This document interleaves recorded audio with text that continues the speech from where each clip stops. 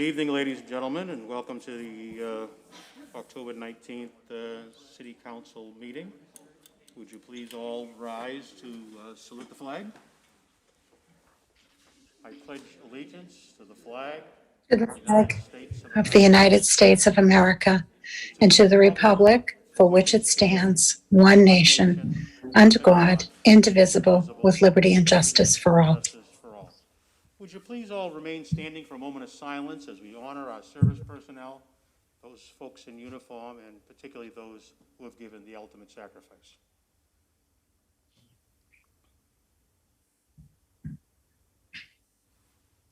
Thank you. You be seated.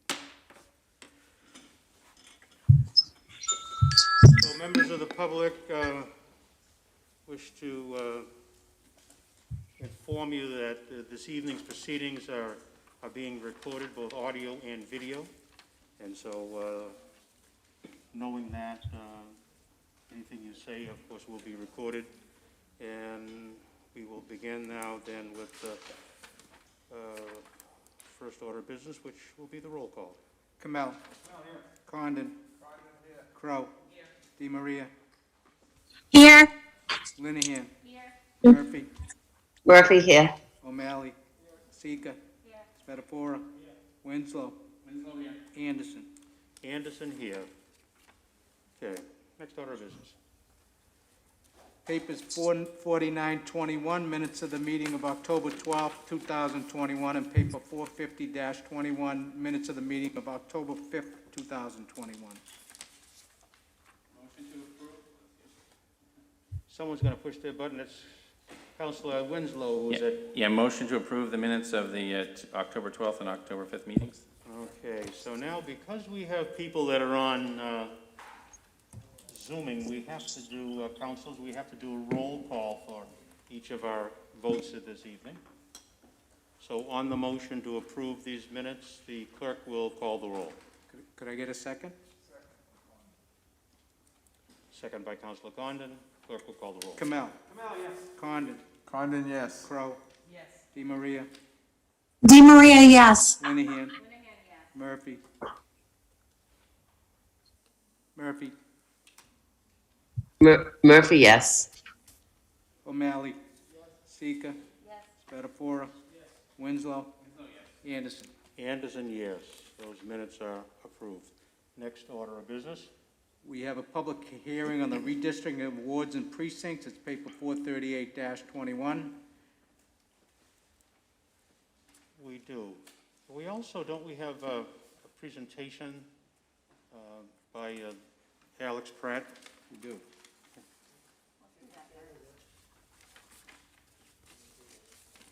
Alex, we'll let you go first. You can give us some background information and we'll...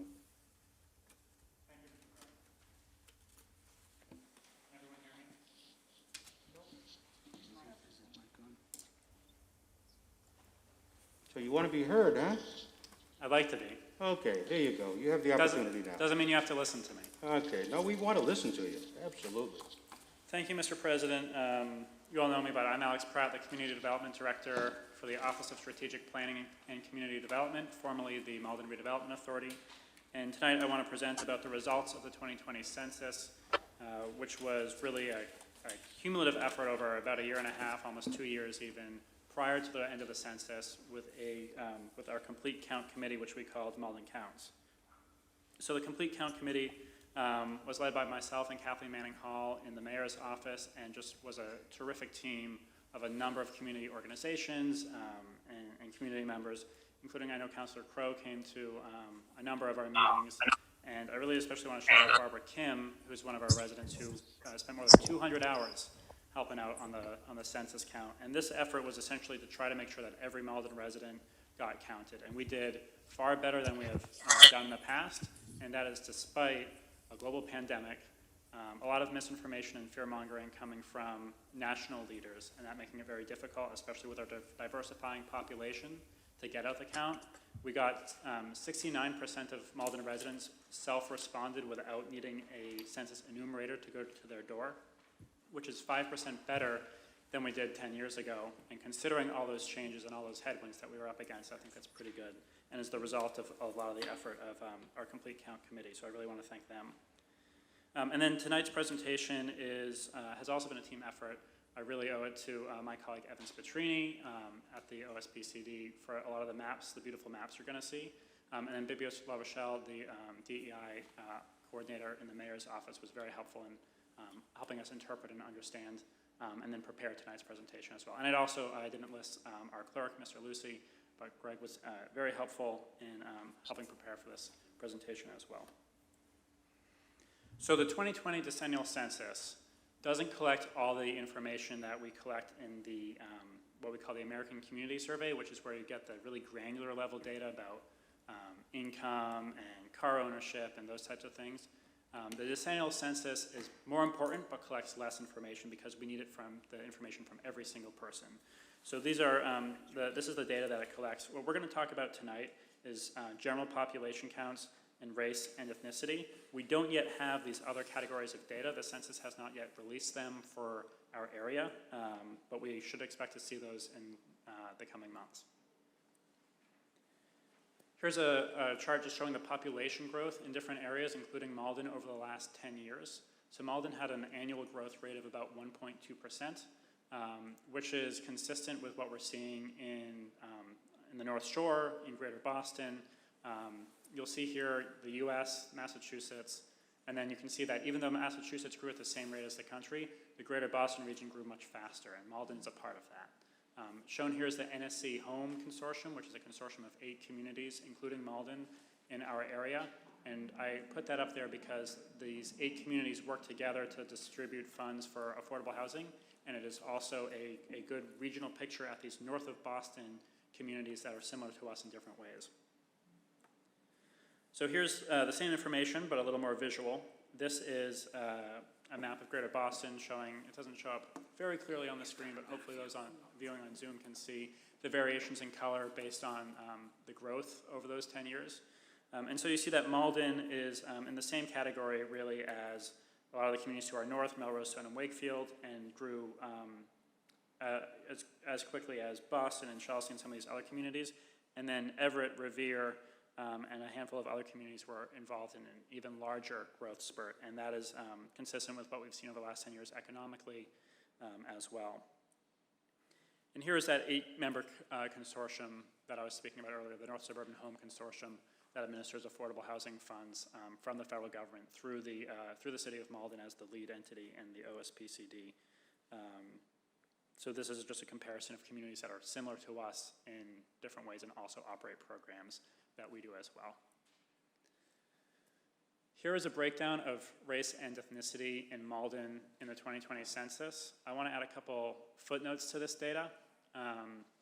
First, these are the categories that the federal government gives us. They are not comprehensive and they do not fully represent the breadth of Malden's diversity. As an example, Malden is 26% Asian, but that doesn't break down between Chinese residents, Vietnamese residents, and other Asian populations, and the continent of Asia is incredibly vast, and this data does not capture that. So we want to recognize that this population is growing and also recognize that there are very diverse subsets within that Asian category. Similarly, the Black and African American category is also imperfect, and particularly when we look at people who come from the Middle East. If they come from the Middle East, but they are part of the African continent, they will be identified as Black. If they are not on the African continent and they come from the Middle East, they'll be identified as Asian. That doesn't really accurately capture that population, and so I wanted to point that out because in Malden we have so many different communities, and we want to make sure that even though this data is imperfect and is very helpful, I wanted to make sure we know what we were seeing and what we aren't seeing. So here's that information compared to 10 years ago. So you have the raw numbers. I'll just read the white column just to explain as an explainer. So 31,000 white people lived in Malden in 2010, 26,500 live in Malden in 2020, and that's the percentage of the population was 52%, 53% white in 2010, and now it's 40%. The total change, the number of white people was decreasing 15%. You can see a lot of different changes here. I'll let the slide speak for itself. But the top line that I take from this is that 1 in 4 residents in Malden is now is Asian, where 10 years ago is 1 in 5. So that's from 1 in 5 to 1 in 4 residents are Asian. And then similarly, 1 in 2 residents 10 years ago was a person of color, and now it's 3 in 5 residents are people of color. I can stay on this slide for a minute if people want to just take it in, or I can move on. All right, I'm getting some nods. Here's just another way of looking at that data. I won't spend too much longer on this, but you can see the ways that different populations have changed. Orange is 2010 and blue is 2020 as a percentage of the total population. The biggest change that we saw here was in the other multiracial category, which just grew really quite a great amount. And one of the reasons for that is cultural. 60 years ago, it was illegal in some parts of the country for interracial families to exist. Culturally, there have been different taboos in different parts of the country, including here, more recently. And so it makes sense that in a diverse community like Malden, where we have the population that we do and we have such diversity, that there's going to be more interracial and multiracial families, which I think we've all seen over the last 10 years, and it's represented on that slide today. So now I want to talk about how this looks geographically. So I'm going to show you a map that we made that plots every person who responded to the census on the map, and each dot will be a color, and that color represents the person's race or ethnicity. A couple things to note. The census data is broken up into about 600 different tiny geographies. We call them census blocks. And so it could just be a street or two.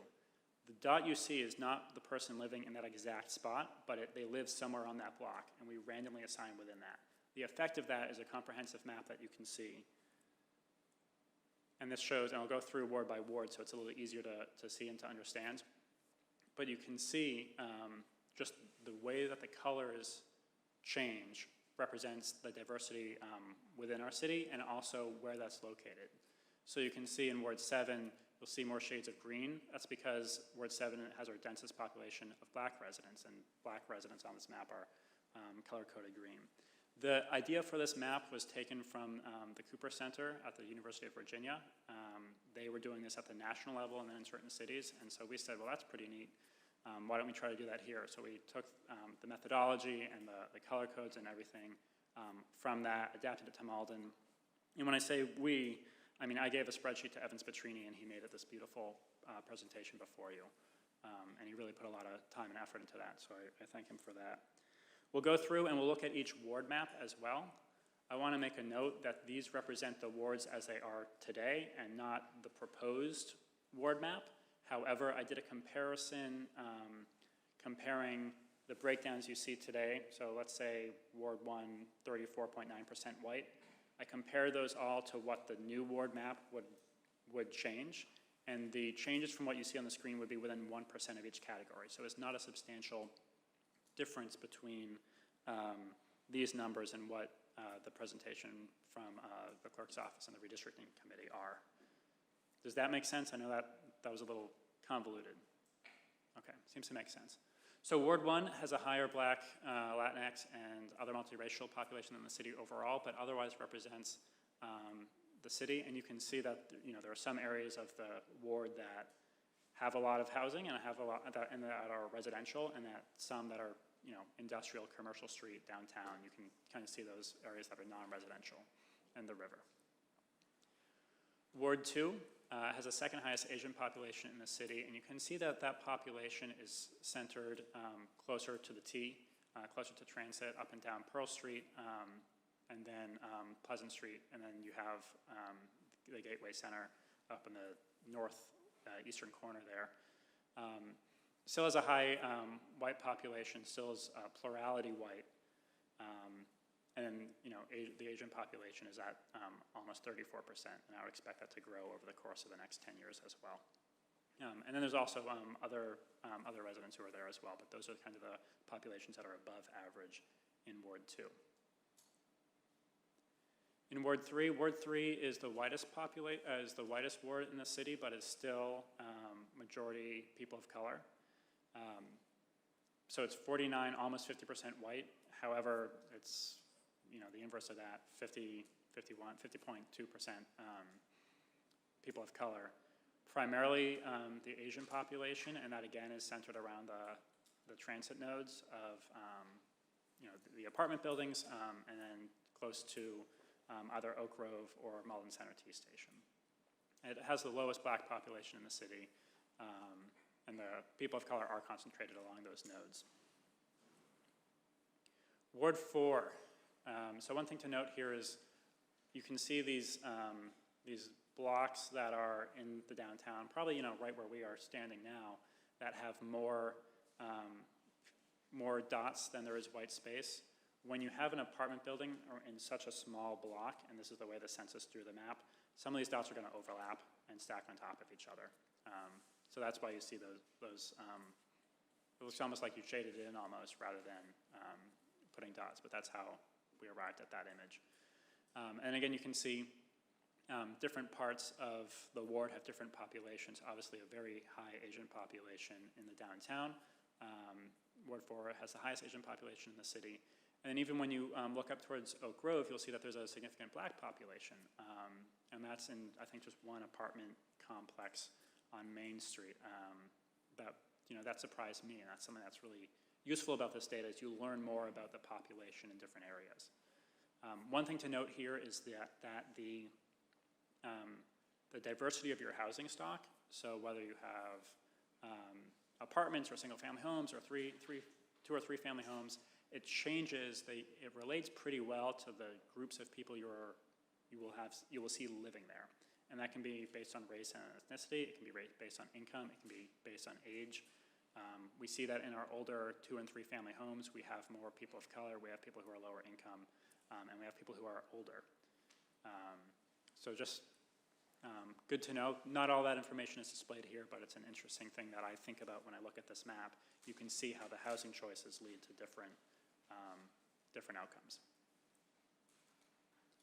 Ward 5 is the second highest white population and has a higher than average black population. You can see that, again, the people of color tend to be located, and I don't want to generalize, but there tends to be higher rates of people of color around the transit nodes along Salem Street, and then, of course, in affordable housing that we see. I think here we have some properties that are owned by the Housing Authority, and so you'll see that here as well, and then single and 2 family homes throughout the ward. Ward 6 has the lowest Asian population in the city. The other groups are relatively similar. Similar to Ward 5 in terms of where you'll see different clusters, both in terms of the density of where people are living. So you can see that when dots are further spread out, that's usually a more suburban area, versus when dots are clustered closer together, that's usually an apartment building. And you can see that the Housing Authority, I think it's 630 Salem Street, is there as well. And you can see that our affordable housing complexes tend to serve a pretty diverse group of people, and so that's what you can see there as well. Ward 7, 29% white, 24% Asian, 22% black. Has the lowest white population in the ward in the city. Is the most diverse ward in the city, and you can see that here. And when you look at other wards, you'll usually see 1 or 2 colors really come through. And when I see this, I see a lot of different colors, which means a lot of different people are living here, and no one group is significantly larger or smaller than the others that are living there. And then Ward 8. Ward 8 is almost identical overall to what the city looks like. And so the racial and ethnic makeup most closely aligns with the citywide proportions of race and ethnicity. And you can see that a lot of the density that you see in 8 is around the Overlook Ridge in the northeast corner, and then along those transit corridors as well. So that always stands out to me. So I know I've shared a lot of information with you all. I know you have a lot of other things on your agenda tonight. I'm happy to take any questions you have. I will also make sure that I send this out to you all so you can review it, and we'll try to get it online as well for the public, because I know it's really hard to squint at a map for 10 seconds and get something from it. We want this to be a tool for everyone in our community to think about, what Malden looks like in 2021. My key takeaways from this is that our region is growing faster than the state overall, our region, and that Malden is in line with that faster growth within our region. Malden is now a majority people of color. We kind of gleaned that from some smaller census data we got a couple of years ago, but now we know for sure 100% Malden is majority people of color. We know that that doesn't capture everything, even when we break it down into Black, Asian, Latino, and multiracial. It doesn't capture all of the differences we see in those communities, and so that's good to know as well.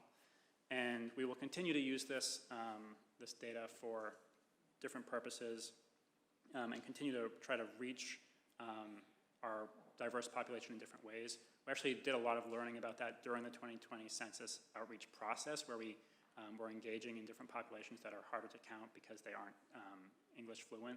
And then I know Chris Webb and the health department is working on the vaccine effort, and that involves a lot of community outreach as well, and COVID relief funds. On the OSP CD side, when we've done rental assistance and small business assistance, we've prioritized which languages to translate based on the census data we have so that everyone in our community can take part. The overall impact of this, so the city grew, that means $2,000 more per person counted per year.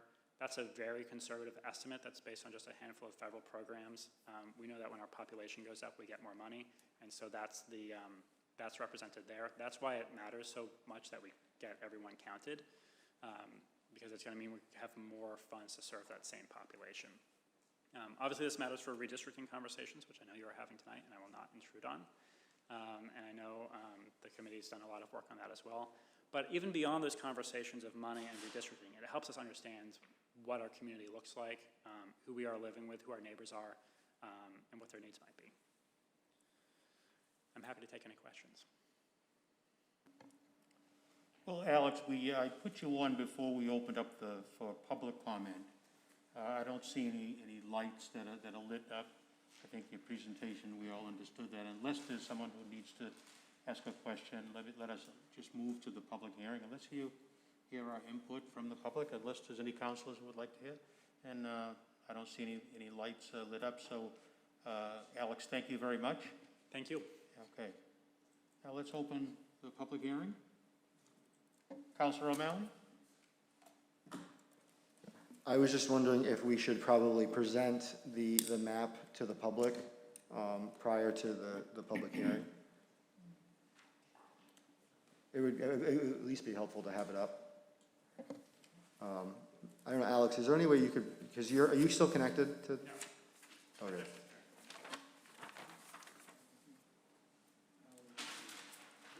Yeah, for the public though.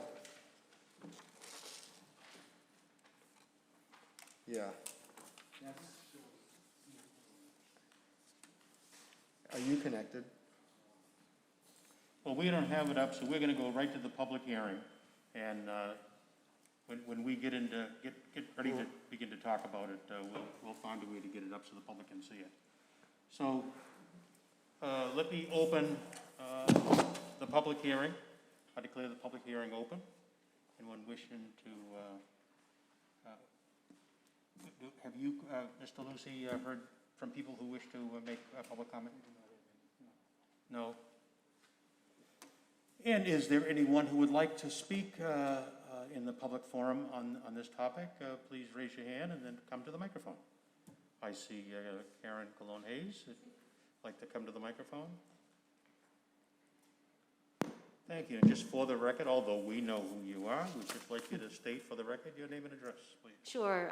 Good evening, everyone. My name is Karen Cologne-Hayes. I live at 105 Wyoming Avenue. First of all, thank you for that presentation, Alex. That was great. I had a couple of things to say, but I'm going to wait till after I hear the discussion. That would be a little bit more helpful for me. But I wanted to be sure I understood that the data that was presented tonight on racial equity, I heard that Malden didn't have theirs ready, and then I heard there was a presentation. So if I could ask Alex, were we using the state's data for that? It's all the census data. It's all the same data. Okay, so that was helpful. And also, I just wanted to speak to communication about this. Many people in Malden were not aware that this was going on, especially tonight. So I'm just asking if we could have better communication to the city and in different languages, because this is an extremely important, something that we're going to be basing our legislature on and for the next 10 years. So I just wanted to ask that. And if we're going to have another meeting, if we could do a little bit better on getting the word out to people. Thank you.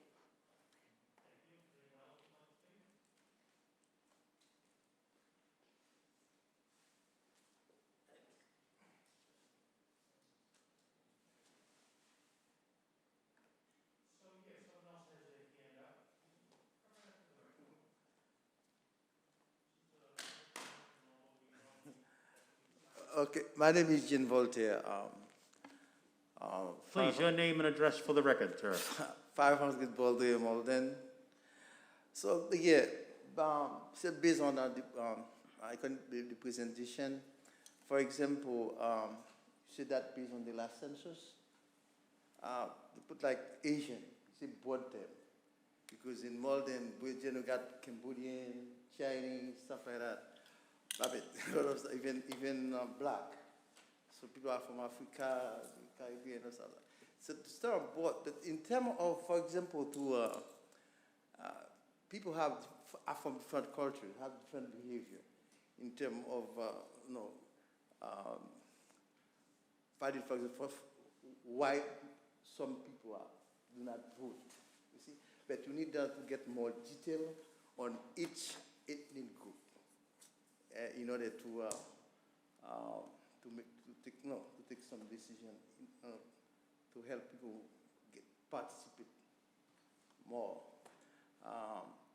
So it's good, but we need to get more detail. We need to elaborate on each ethnic group. It's not just whites to board, Asians to board, blacks to board, Latino to board. For example, what we call about Latino from Salvador, Nicaragua, etc. A lot of countries. So we need to get more detail on them, like, to find out, for example, during the last election, a lot of Latinos do not vote. We need to find out why, but we need to get more detail on where they are from, their culture, stuff like that, in order to help them participate better. Okay. Thank you. Anyone else wishing to come? Sir, come to the microphone. Your name and address for the record, please. Yes. Roberto DeMarco, 17 Division Street. Question for Alex. Has the data been compared to the economic levels between the different ethnic groups? Is that possible with the census material you've received? Not with the data we have yet. Okay. Is that something that you foresee being able to do a comparison? We will not get income data from, I want to make sure people can hear me. Thank you. That's my question. Mr. President. Alex, go right ahead. Thank you. So the question was, can we compare the income levels with the race data that we were looking at? We can't do an exact apples to apples because the 2020 census did not ask about income, but the other smaller American community survey results that we get every year or two will tell us that income data. So we do look and we do see differences in income based on race and ethnicity. We don't have that from the 2020 census data, but the 2021 American Community Survey, which will hopefully come out in 2022, will tell us more information, give us more updated information about those breakdowns. Thank you. Is there anyone else wishing to speak in favor of this redistricting plan? Anyone else wishing to speak in favor of this redistricting plan? Anyone else wishing to speak in favor? Seeing none, hearing none, I will declare that portion of the hearing to be closed. Is there anyone who wishes to speak? Anyone wishing to speak in opposition to the redistricting plan? Anyone wishing to speak in opposition? Okay, we do see. Okay, we see one person coming up on May Hunt. Who do we have? Yes, can you hear me? Yes, we can. May, would you just, for the record, identify your name and address, please? May Hong, and I work at the Chinese Culture Connection. We are at the PO Box 236, Malden. Thank you. Go right ahead and make your comment. My question is that what is the purpose of a redistricting?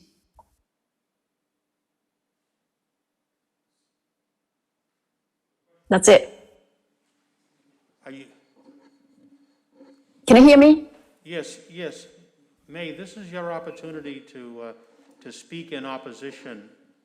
If you have an opposition to this, this is your opportunity to state what that opposition is. Well, I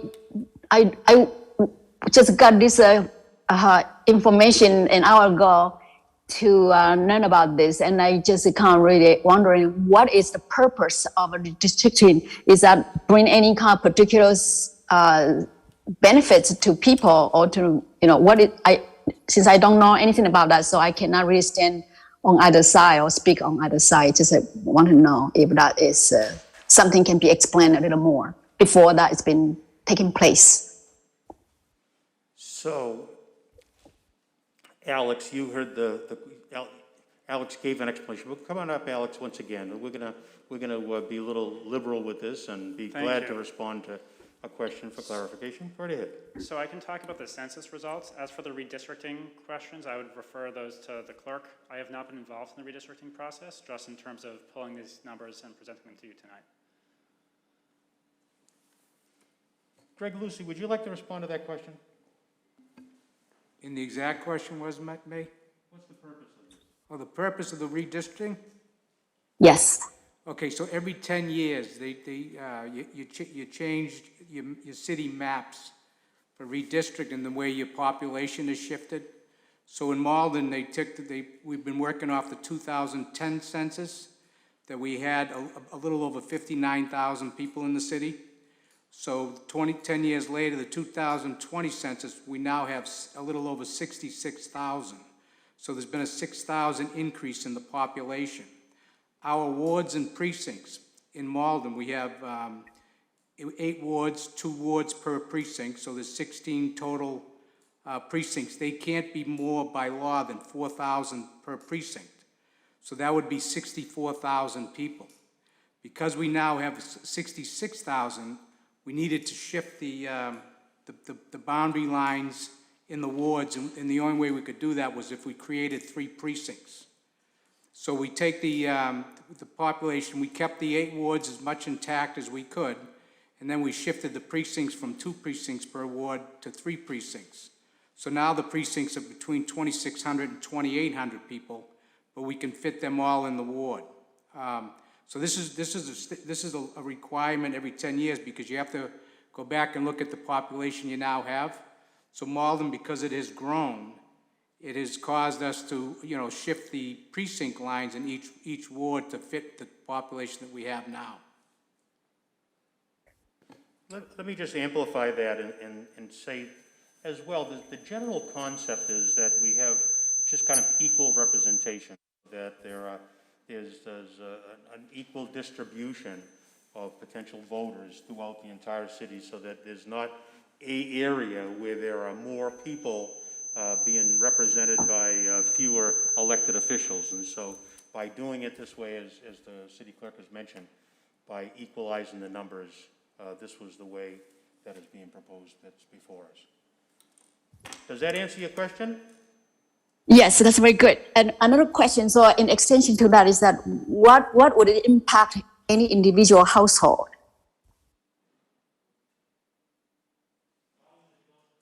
Your question, I believe, is how is it going to impact any individual council? One of the things that this household, in terms of families.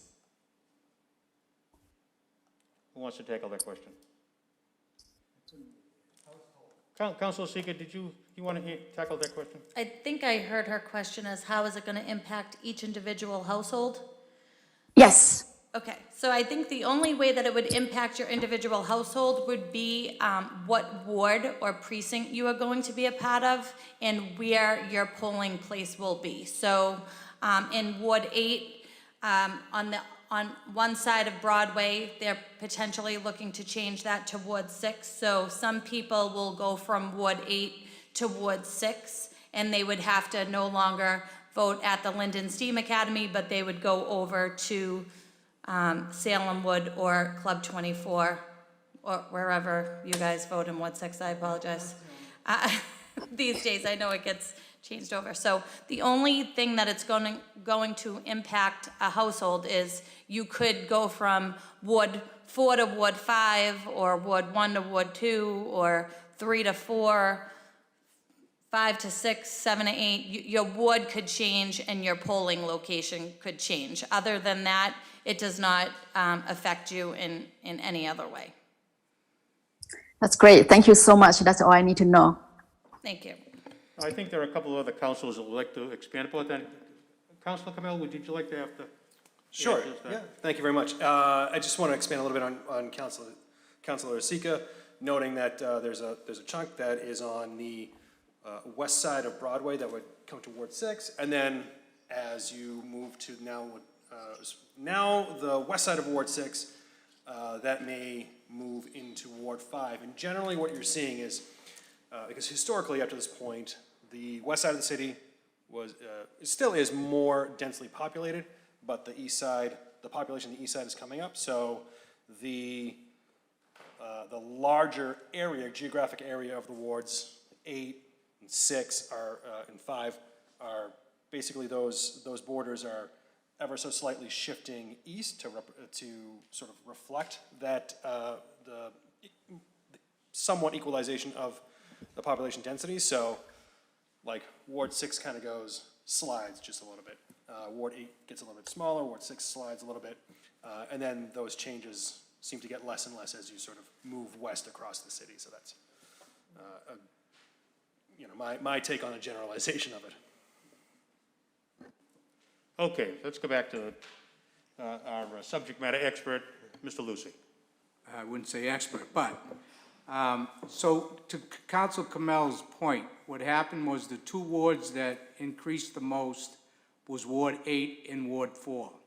So when we started to do the redistricting of the map, we started in Ward 8 because Ward 8 could only go east, or I'm bad with, west, because there's nothing behind it. Revere's behind, Saugus is behind it, Revere's to the side. So because 8 was the highest, because of Overlook, the apartments in Overlook, 8 was the biggest population increase of all Ward 8, of the 8 wards. So we started moving west, and 6 is a natural boundary. Once we got the limit that we could have in Ward 8, 6 was just naturally affected by it because it was next to 8. And then you just keep on moving west, 6 took a big brunt of it, and then 5 ended up taking a little bit more.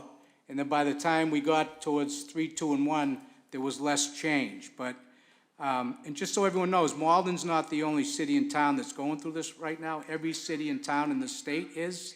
So there's plenty of cities in the state that are running through the same problems we have.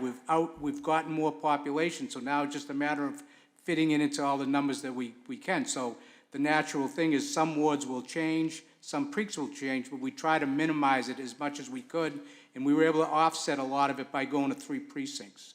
So a lot of people will still be voting, most people will still be voting for the same ward councilor in the same ward. They may have a different polling location, or precinct may be called something different, but most people are still in the ward they now reside. Thank you, Mr. Lucy. And just again to, I see some other lights. If we're going to get some more clarification from council, let's see if we could clarify and not more confused. Councilor Winslow, I think, was.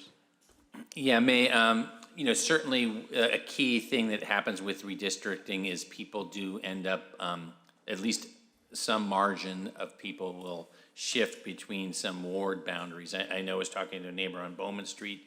Bowman Street used to be part of Ward 8, and it's been, lately it's been part of Ward 6, and with the growth in Ward 8, that means some more of that area on Broadway is gonna shift. So one of the things is, besides shifting your polling location, it does shift some representation. A few people may shift who is their ward representative, and that might be the person you might reach out for local things. The other thing here is that there's also, and we don't fully know, This also affects boundaries for, state representative seats and potentially state senate seats. So it can, some people might actually find there's some shift in your state representation as well. So it does affect some things, but, mostly it's a little bit on the margins, and it's somewhat, we know where growth happened, and that makes boundary shifts. So, but we as a city, we can vote on our own precinct boundaries, and then this gets set up to the state, and then they, I guess there's some interplay with the state. I think ultimately the state sets some boundaries. So, but it does affect who may be representing you in some way. Thanks. Thank you, Councilor Winslow. Councilor O'Malley. I wasn't sure if Councilor Spatafora wanted to speak. I signed on to the Zoom. If you could promote me to a panelist, I might be able to share the map. That was one of the reasons why I was asking if we could give the presentation first and show people. But I can see if I can do that, if you can promote me.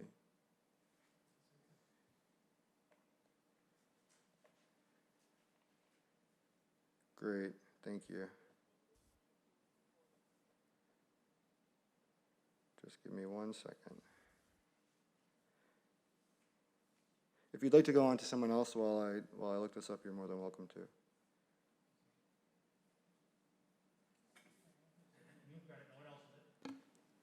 Okay, thank you. Perfect. So let's go on to another questioner. Go ahead. Who do you have there, Mr. Lucy? Who has done?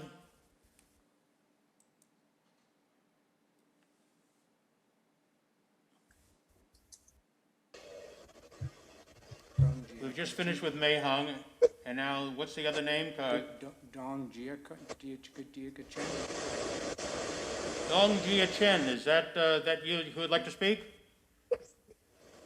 I'm sure. Move that person to allow to unmute there.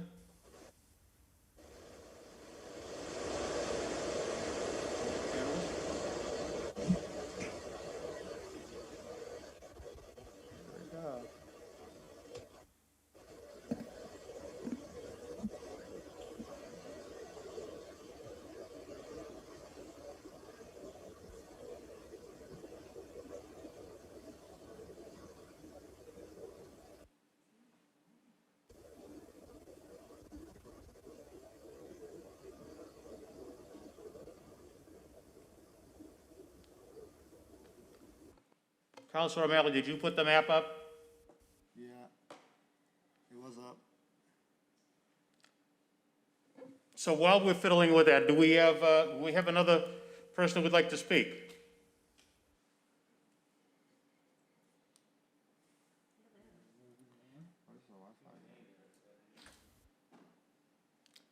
Councilor Di Maria, good evening. Good evening, Council President. I don't think I put my hand up, did I? No, you did not. If I did, The name right below you, the name right Nice below to you see that we are having a hard time connecting with has the hand up. Yeah.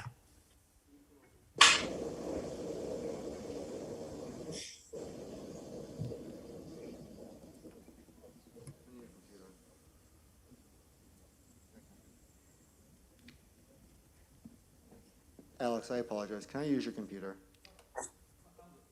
You can do it?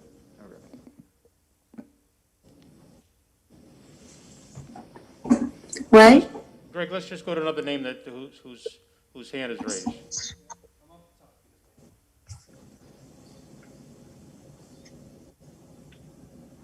Wait. There's someone wanted to talk. Would you?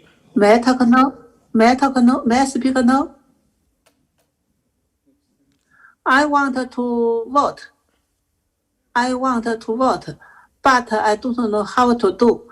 I hope someone can help us. Me and my husband want to vote, but we hope someone can help Chinese people. That's all. 你可以打电话给我们华夏文化协会，你知道吗？你是红梅吧？对，你可以找我们啊，那我们帮忙啊。好，红梅，我是陈东晓，我找你哈，明天啊。OK， 好，没问题，谢谢。OK， 不客气。Sorry, this person, I just help her. She said that she need help with the voting. Are we still listening to Mei Hung? Sorry. Oh, this is the interpreter. No, May was interpreting. May was interpreting. Oh, okay. Oh. So you all understood that. I didn't, but you all did. Okay. The person needs help voting. So who would like to help answer that question? Is that Councilor Winslow? Is that? No, that comes Councilor Kamel. You wanted to respond to that? Not particularly. I'm Not quite- particular. So can I just one thing about the map? I just wanted to, so folks understood what they were looking at. So the shaded boundaries that you're seeing right now are what the current wards are based on the 2010 census numbers.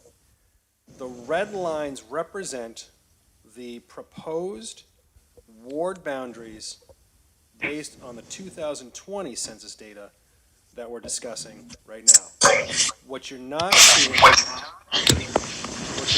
is a breakdown into precincts. These are just the wards to give people a sense of if they live in those areas that are shaded, but the boundary has shifted, you would be affected. That's all.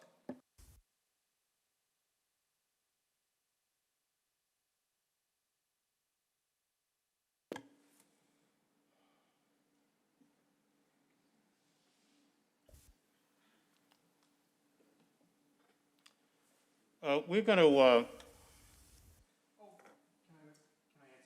No, we're going to just go into recess for a second. I've just lost my screen. We're having some technical difficulties here, so while we're getting this squared away, let's see if we can get some technical assistance up here because.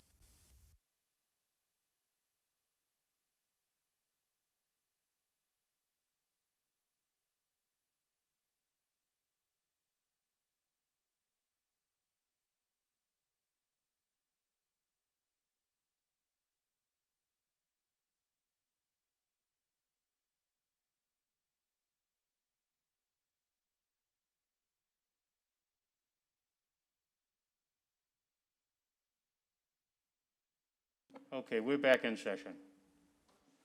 Councilor Kamel, did you? Go right ahead. Sorry, and I want to be very clear too, because somebody brought up a good question online. This will not affect this year's election, right? This is not going to affect the election that we're having in just a few days. So all of the current wards and precincts and polling places that have been advertised and publicized for this election are not changing. This would take effect next year. Thank you, Councilor. Okay, is there anyone else who would like to speak in opposition to this, or you have any questions about what we have here before us?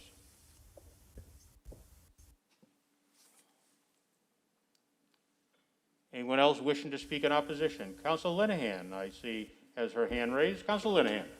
I'm not speaking in opposition. I just want to make sure we're having a plan to capture the woman who was asking for assistance. And there's also Chinese characters in the chat. I think we might need to follow up with some folks who are asking for help. That's fine. Thank you. Maybe we can follow up with Mei Hung and see if, since she was kind enough to interpret for us on the fly in real time, and see if we can get that person connected to the clerk's office. Okay. I'm not able to see the chat though. Can we send her the chat later?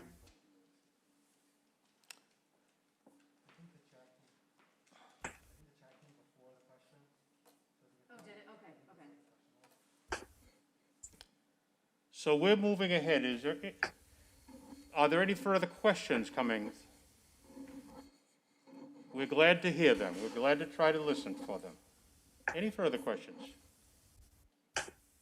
Seeing none, hearing none, let me declare. Councilor Spatafora, you have your mic. Go ahead, Councilor Spatafora. Thank you, Mr. President. I'm not here to speak in favor or against. I think just in terms of information purposes, it'd probably be good for the public to know the process and the timelines. I know there's a lot of work that's been done before the past two meetings that we've had, both with the clerk and the committee for redistricting and obviously Mr. Pratt and that group. So I know that we are a little bit of a time crunch because I think the state has to vote on it very shortly. So can we just walk through the timelines for the public in terms of what our responsibility is and then what happens after that? It goes to the state. And if there's any changes that we make that they may or may not agree with, they can reject those changes. But just in terms of, I think, a general outline and what we expect the next couple of weeks. I don't know who wants to answer that question. Well, that'll be fine. I think what I'm going to do here is if there are no further questions that are coming, we're going to close that portion of the hearing. Yep. And then we can discuss here. Fair enough. Are there anyone else wishing to speak? Linda Thornton, did you wish to speak? My question really was on the lines of what Councilor Spatafora just mentioned. And my name is Linda Thorson. I'm at 24 Chestnut Street, for the record. I am really curious about the process going forward, about how, given that we've seen the state maps come out of what they're suggesting, and that Malden's districts haven't really changed and they were based on the old precinct map, how this new precinct map is going to be reconciled with the state map. Councilor Representative Altrino has said that this would need to be fitted into the state map in some way. So I'm not sure how that process is going to take place, and I'd just like to know more about that.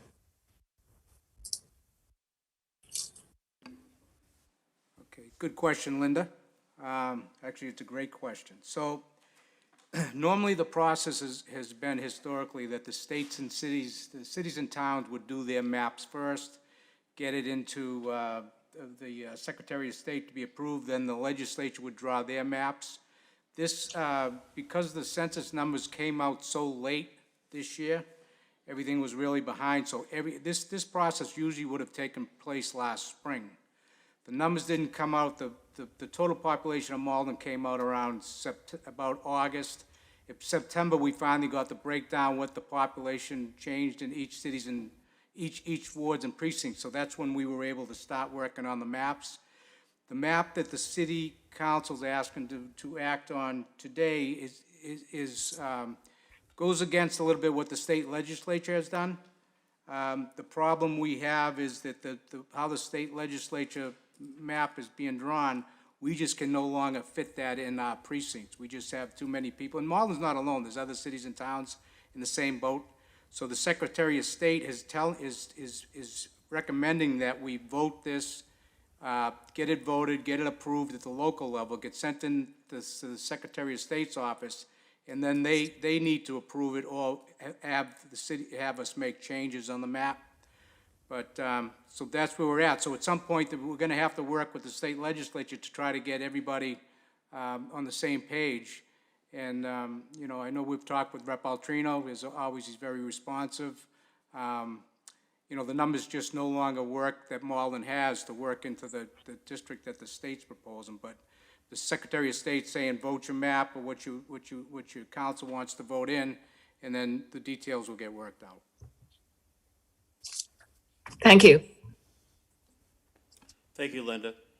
I do see our state representative here. If you'd like to, Representative Altrino, before we close out the hearing, if you'd like to come and share your comments at the podium, please. Thank you, Mr. President. And for the record, Steve Altrino, 39 Adams Street, proudly serving as the state representative for the 33rd Middlesex. I want to thank the clerk and his team in the committee for putting this together. Just to give you an update, today is Tuesday, October 19th. Tomorrow at informal session, which is the 20th, we'll get the orders of the day. We're waiting on the Senate because we're hopeful that we will vote our new legislation on redistricting on Thursday. Tomorrow, probably by the end of the day, we'll be able to write amendments to the legislation. So the legislation that is out there now that will be debated and amended states that the state will go first, and that you would have to fit your map into ours. The problem with that, and Malden is not alone, as the clerk stated, is that I share the great city of Malden with 2 other state representatives, and we go by precincts. And they have other cities and towns that they represent. So if you're, for example, in Ward 3, Representative Donato represents Ward 3-2. He's expecting under his numbers, because we can only go plus or minus 5% based on the total population of the state divided by 160. If his 3-2 is now part of 3-3, 3-1, that's a problem. So if he takes, say, 3-3, that's, say, 27 or 2,800, he's short. And I'm not sure the city of Medford will be able to make that up. So, as the clerk said, the Secretary of State is going under the old legislation. Once we put in the new legislation and the governor signs it, it will tell you that you have to probably fall within very closely to what the state sent out last week, and our public comment ended Monday. So the only concern, as I mentioned to the clerk, is that if the rep currently has Ward 3-2, the other wards are fine, how are you going to split those 3 precincts of Ward 3, 7, which I split, and 5, into, you can't split a precinct. It's not like I could share 3-3 with Rep. Donato, because that would be a mess come election day. So I think your best bet is to submit what you're doing now. Wait for the legislation to be passed. I know the Senate is waiting, and there may be pending lawsuits. So you may see some districts change. I know there are some senators and representatives that are talking about a lawsuit, and that could affect how we do the districting as well. So I think you've done a great job, and I want to commend you for it, but this could be subject to change. And speaking with the clerk, how do you fit those 3 new precincts in 3, 5, and 7 to make sure that the other representatives are not crossing over 2 precincts? And that is going to be difficult, to be very honest with you. But I do have to state that, you know, the state maps will have to go first, and that is a change in the legislation because of COVID.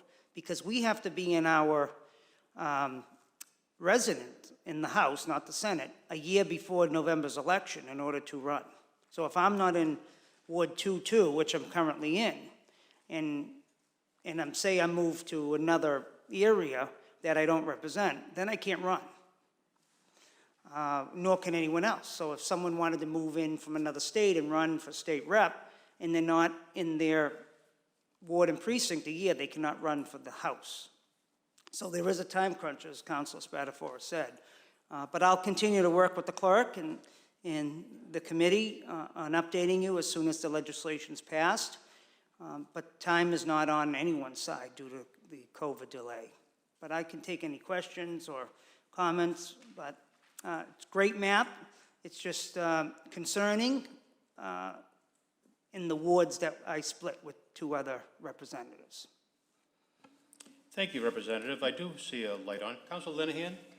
Thank you, Mr. President. I actually was just going to make sure that we had time to take the questions in the Q&A, but before we do that, I just wanted to say thank you to Rep. Altrino. I think, you know, for anybody from Ward 3 who's watching, obviously there's going to be some changes for some folks. Your state rep could certainly change, and I know the city clerk and I will do everything that we can to make sure that the word gets out. But there are huge implications, so thank you for explaining that for the benefit of the public that are here. But previously, my light was just on to make sure that we follow our usual practice of going through the Q&A, and I see 9 notifications there. Okay, great, thank you. Thank you, Representative. Thank you. Thank you, Councilor.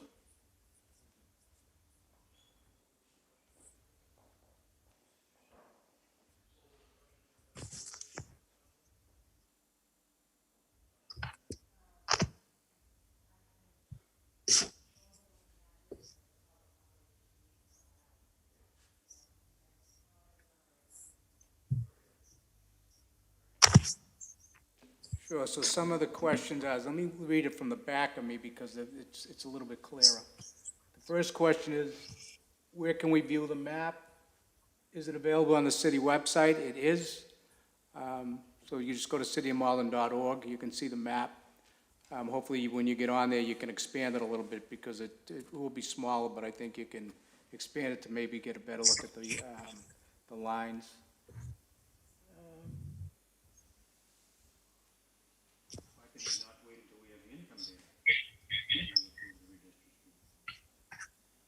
Because it's all, like Rep. Altrino said, it has to be done at this time period.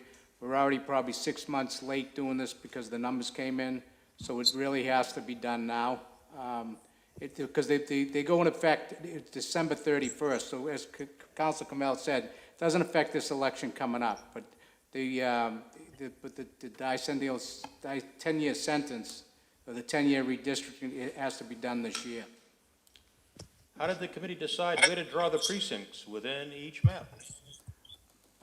Like I said earlier, it's all about numbers. So what happens is everything's by blocks. So if you look at take any street in the city, it may not just be that street. So it'd be a whole block.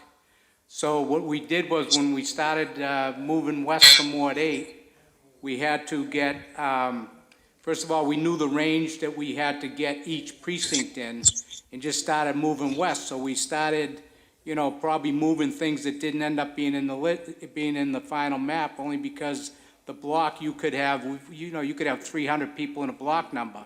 So if you have a precinct that has to be between 2,500 and 2,700 or 2,600 and 2,800, you move one block of people and all of a sudden you go down to 2,350, obviously you can't move that that block. So it's strictly numbers, and it's strictly moving. You have to find, areas next to other areas to keep it in the ward, and you had to have each precinct within a certain range of people, which was roughly 2,650 to 2,800, almost 2,900. So it's all about the population. That's how we did it. Can you scroll down to the other questions, Greg?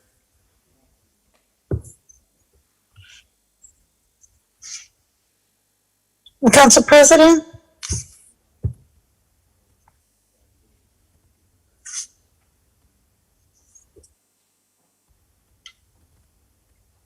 So people on Zoom are only seeing individual boxes instead of the video in the chamber. I think that may have corrected itself.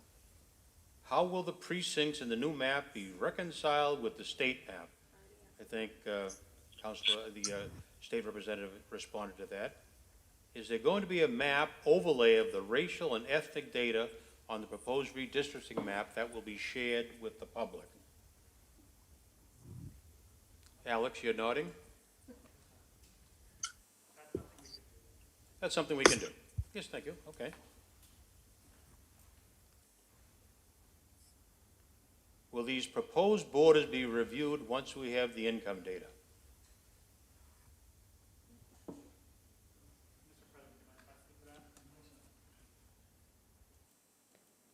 Thank you. The income data is not actually from the 2020 census. It is from a different data set. The 2020 census data gives us age, sex, number of people in the household, race, ethnicity, and I think maybe one other category, but not income. The income data comes from the American Community Survey, which basically takes the respondents from the decennial census, so the 2020 census, and selects a subset of those people to get a more intensive, detailed survey every couple of years. And so those people get asked questions about their income, their transit to work, how many, whether or not they can afford what they're paying for rent, those types of questions. We love that data. We won't get that data based on the 2020 census because that didn't collect that data, but the 2020 census will feed into better results that we get, probably not seeing them for another year or two when we get that data that is taken from a subset and then extrapolated up. Hopefully that addresses it in a not too confusing way, but the long and short of it is the 2020 census does not give us that data. And the last question is, what criteria does the state legislature judge our redistricting by? Did Representative Altrino leave? But I think he responded, what criteria does the state legislature judge our redistricting by? What do you use for criteria? Representative Altrino, would you? Thank you, Mr. President. We do have a redistricting committee. So they look at the numbers. They first decide the size of the district. Like I said, you take the total state population divided by 160, and you can have plus or minus 5%. Then we created, I think, 10 more minority-majority districts, which the 33rd Middlesex is. So they also look at trying to create opportunities that way, but it's also based on the numbers. Fortunately, the 33rd Middlesex did not change as much like other districts. So that's what they determined. It's numbers, and they also tried to continue to do what they did 10 years ago on ethnic population. Thank you.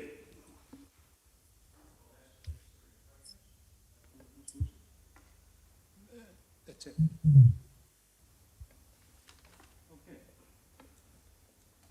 Councilor O'Malley.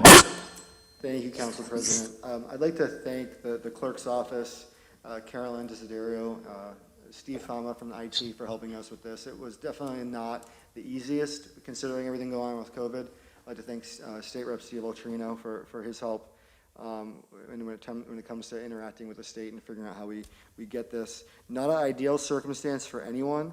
I think we do know that, unfortunately, with what we have been dealt, this is the best case scenario that we're going to have, and that when it is reviewed by the Secretary of State, I think it's at that point that we do have another crack at it to kind of tweak it to make sure that it does end up working for everyone involved.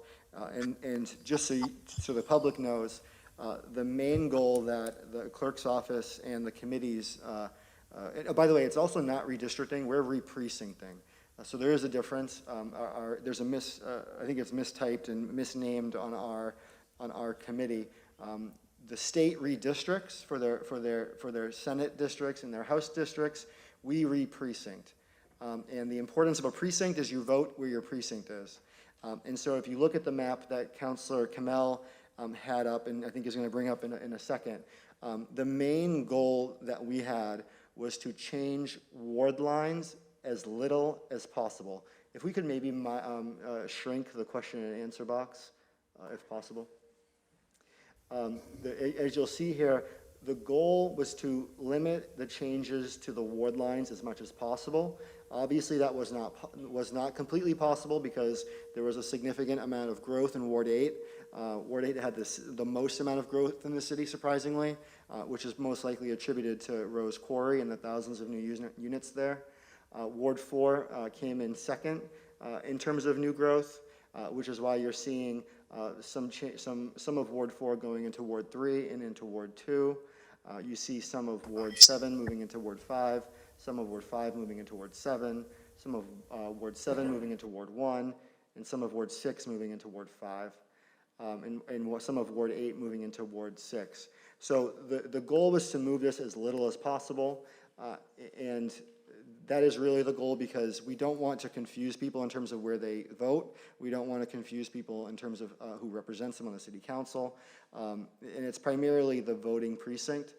So when things were changed and they had to be changed, the goal was to put those new residents to the closest next precinct where they could vote, polling place. So that's how we got here. If there's any questions from the council as a whole, we've heard from state rep as well as the clerk and Councilor Spadafora that we are under a time crunch here, but we will get another crack at this. So the hope is to pass this tonight so this can be resolved with the Secretary of State and the legislature. Thank you. Thank you, Councilor O'Malley. So I don't see any of the lights. We've had public Councilor Anderson, Councilor Di Maria, go right ahead. Council President. Thank you. Thank you so much. And I also want to chime in and say thank you to the committee and to those that were involved. This certainly is an intricate process to go through, and it's mandated based on our population.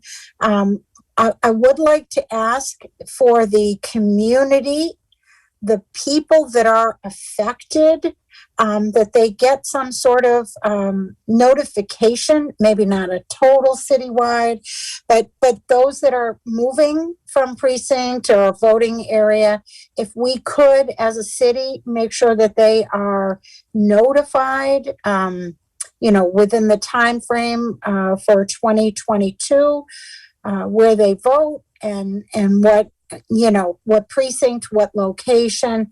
I think that that's an investment for our residents, because, voting is really a priority. And if we neglect on that, it could be disastrous. So I would like to make sure through the committee and through the city council moving forward that a translated piece is either mailed out or use social media or whatever it takes. So that would be my ask. So thank you. Thank you, Councilor. So let me take the question on closing the public hearing. Do we have a motion that we, no, I'm going to just declare that portion of the hearing is to be closed. Now, do we have a motion on the floor?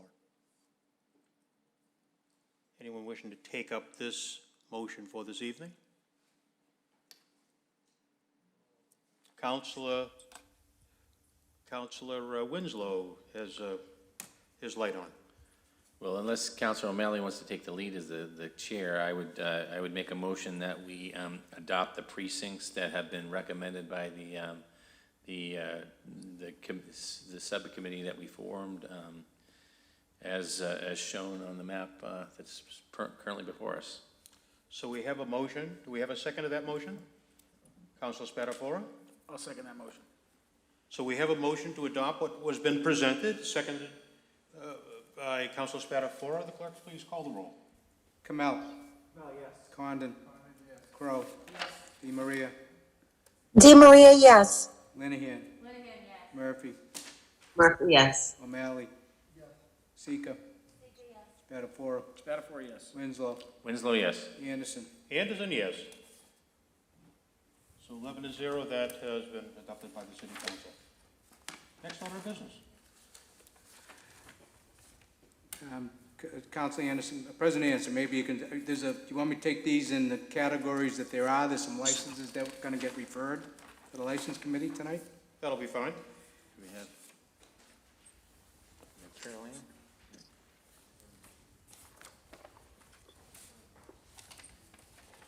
Oh, no, she's going to come later. Councilor Condon. Mr. President, I think it's important that the people out there watching this council meeting, we took a vote to make these changes and adding these precincts has absolutely no effect on this year's election at all. This takes place next year, next year's state election. So don't be concerned. You vote where you always voted in this city election. Thank you, Mr. President. Thank you, Councilor Condon. Also, just a note that in deliberating this, notice that the people who are in office or those who are running for office were a definite effort to make sure that no one was displaced, so no one was redlined out of the areas that they're currently in, to make sure that we're complying with the spirit of this, to be able to give each person an equal representation and the representation that they want within their ward. So, okay. So next order of business. We have 5 dealer licenses. We have paper 439-21, petition class 2, John Service, 200 Beach Street, 15 vehicles. It's a renewal. Paper 440-21, petition class 2, Auto Tech 2, 1236 Eastern Ave, 5 vehicles. It's a renewal. Paper 441-21, petition class 2, Malden Auto Brokers, 225 Eastern Ave, 20 vehicles. It's a renewal. Paper 4221, Class 2 Malden Auto Sales, 147 Ferry Street, 25 vehicles at the renewal, and paper 460-21, Class 2 Broadway Auto Motors, Inc., 495 Broadway, 27 vehicles at the renewal. On Councilor Condon's motion that we receive that we refer these to License Committee. We have a second on that motion. Because we're doing this Zoom, we have to do a roll call vote on the roll call. Kamel. Condon. Crow. DeMaria. DeMaria, yes. Linehan. Murphy. Murphy. O'Malley. Murphy, yes. Sika. Spatafora. Spatafora, yes. Winslow. Anderson. Anderson, yes. Those licenses will be referred to committee. Next order of business. We have 2 amusement licenses. We have paper 443-21, amusement machines, Loyal Order of the Moose, 562 Broadway. It's 1 machine, it's renewal. And we have an amusement machine petition, GLS Associates, Inc., 50 Holden Street, Malden. It's 9 machines, it's a renewal. On Councilor Condon's motion, we refer these to the License Committee. We have a second by Councilor Sika. Clerk will call the roll. Kamel. Condon. Crow. DeMaria. Yes. Linehan. Murphy. Murphy, yes. O'Malley. Sika. Spatafora. Spatafora, yes. Winslow. Anderson. Anderson, yes. Those licenses are referred to committee. Next order of business. We have a pool room, paper 445-21, pool room billiard license, Ancient Order of Hibernians, 259 Charles Street, 1 pool table, it's a renewal. On Councilor Condon's motion that we refer this to License Committee. Seconded by Councilor Sika. Clerk will call the roll. Kamel. Condon. Crow. DeMaria. DeMaria, yes. Linehan. Murphy. Murphy, yes. O'Malley. Sika. Spatafora. Winslow. Anderson. Anderson, yes. That has been referred to committee. Next order of business. We have Christmas tree, paper 446-21. Christmas tree sale, Smart Buy Auto Group, Inc., 616 Broadway, Malden. It's new. On Councilor Condon's motion that we refer this petition to license. Second by Councilor Sika. Clerk will call the roll. Kamel. Condon. Crow. DeMaria. Yes. Linehan. Murphy. Murphy, yes. O'Malley. Sika. Spatafora. Winslow. Anderson. Anderson, yes. That paper is referred to License Committee. Next order of business. We have paper 447-21, petition fortune teller, Andy Marks, 495 Broadway, Mass. It's a renewal. On Councilor Condon's motion that we refer this petition to the License Committee. Seconded by Councilor Sika. Clerk, please call the roll. Kamel. Condon. Crow. DeMaria. DeMaria, yes. Linehan. Murphy. Murphy, yes. O'Malley. Sika. Spatafora. Winslow. Anderson. Anderson, yes. That paper has been referred to the License Committee. Next order of business. Paper 448-21, extension of hours, Dunkin' Donuts, 980 Eastern Ave, 4:00 a.m. to midnight. On Councilor Condon's motion that we refer this petition to the license. Seconded by Councilor Sika. Clerk, please call the roll. Kamel. Condon. Crow. DeMaria. DeMaria, yes. Linehan. Murphy. Murphy, yes. O'Malley. Sika. Spatafora. Winslow. Anderson. Anderson, yes. That paper has been referred to committee. Next order of business. Under guests and achievements, we have Ann Desiderio. Assistant Registrar of Voters will appear before the council to speak on the November 2nd, 2021 election. Good evening. Councilors, Carolyn. thank you for having me tonight. Very happy to be here to speak in front of everybody on behalf of the election, which is 2 weeks from today. So I can start by telling you that, yes, I would like to reiterate that all of the polling places are intact and as they should be, regardless, despite what we talked about with the redistricting, that doesn't go until 2022, so I'd like to thank Councilor Kamel and Councilor Condon for reminding the voters that 2 weeks from today, we are voting in all of our same polling places. The exception is, of course, our new polling place in Ward 6 at Club 24. I was down there today, spray painting green lines, getting the place ready so that we're ready to go on Election Day.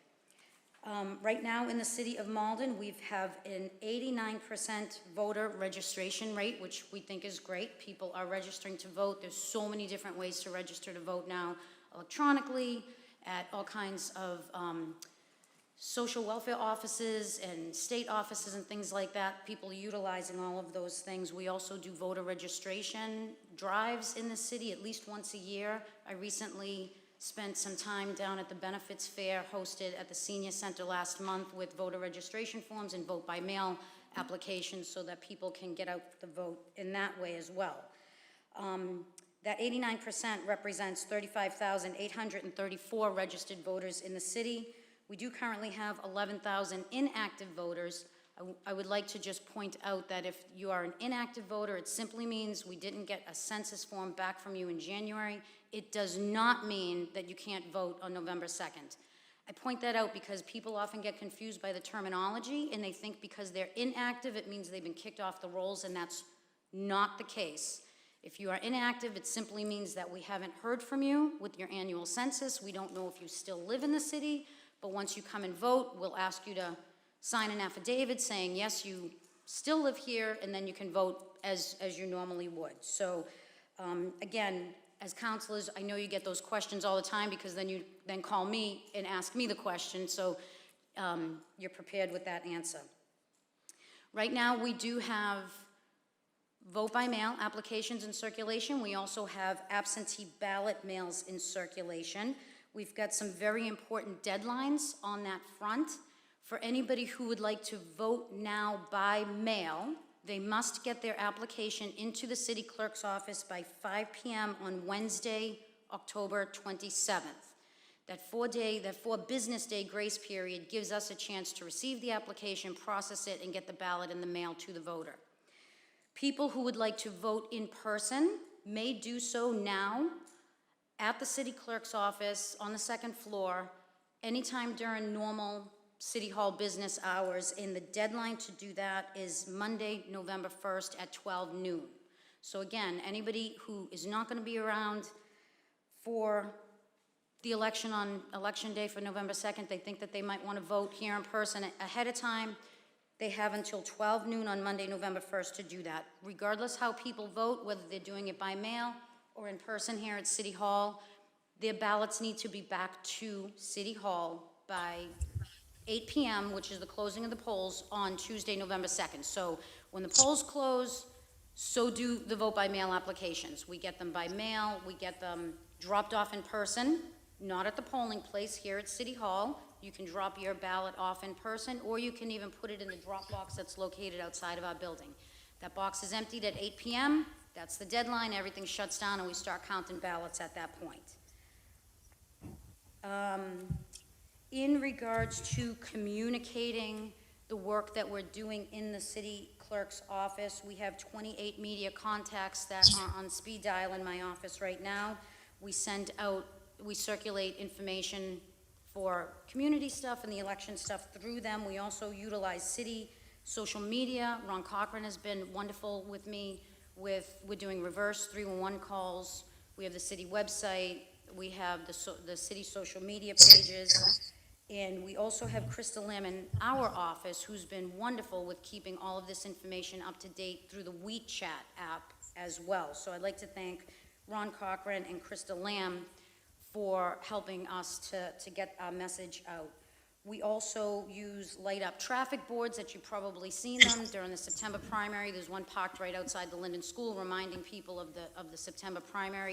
I think the one advertising the November election might be down in Canal Street area someplace. Ron tends to move it around the city to make sure it gets the most visibility. So again, thanks to him for being on top of that. We're always looking for more ways to advertise and keep people abreast to what we have going on. One thing that I'm constantly on top of is our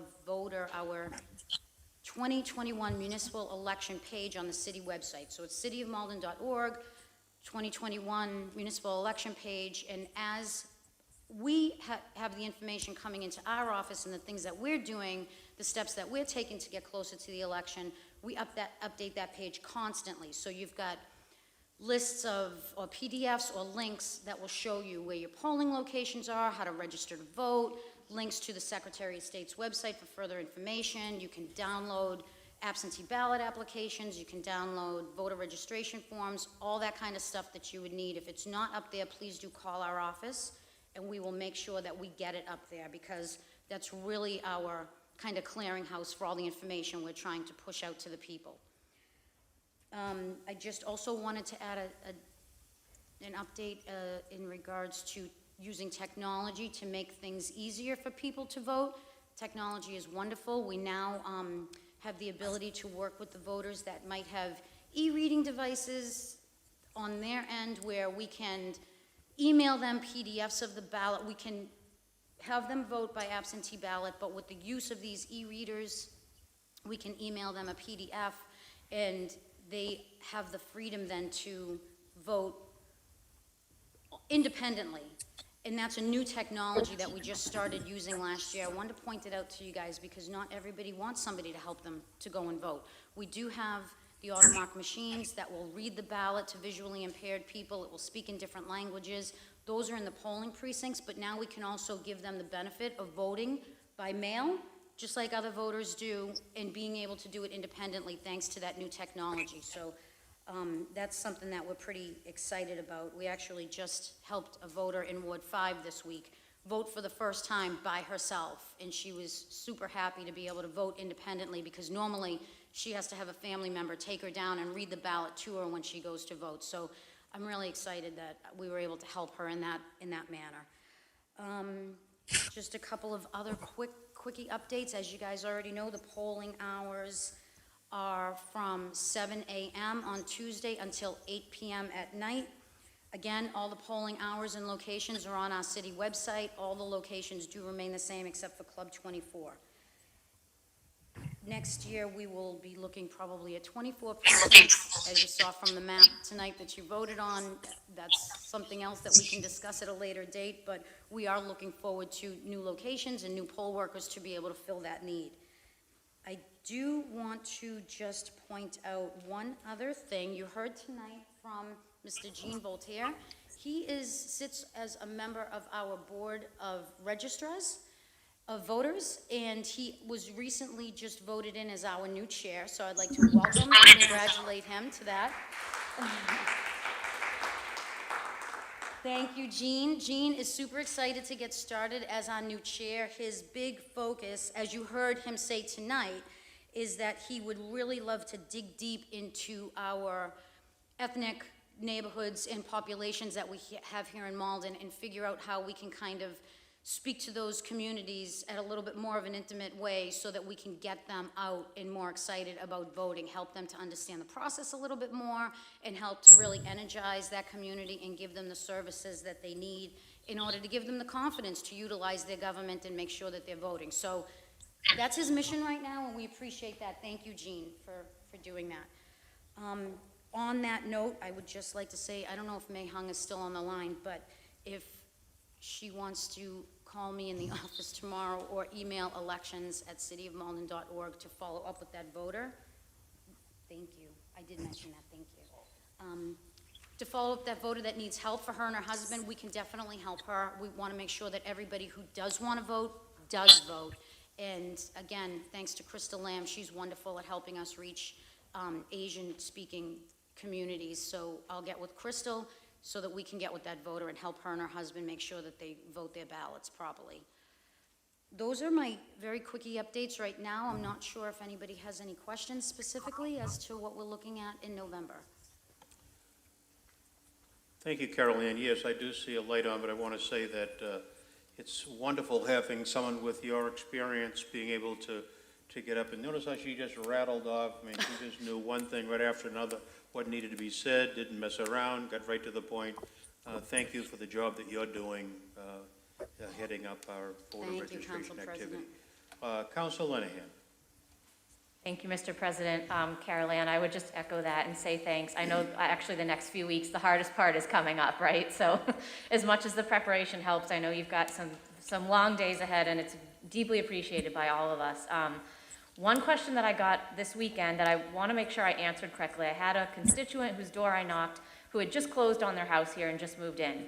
So they missed the registration deadline, but they're registered where they used to rent. They can't vote in Malden, is that correct? If you're a registered voter where you used to live and you literally just moved like this week? So that's an interesting question because it's different for state elections in municipal elections. So in a city election, you need to be registered. You need to live in Malden and be registered in order to vote. It's a little bit different with the state and federal election because the state acknowledges that changing your voter registration isn't your first priority when you move, and so they give a 6 months grace period. So if it was a different year, I would say yes, that voter would be able to go back and vote where they came from in their original hometown, but because this is a municipal election, unfortunately, they're not going to be able to vote this time around. Okay. Sorry. That's what I told them, so at least I said the right You got the right answer. Good job.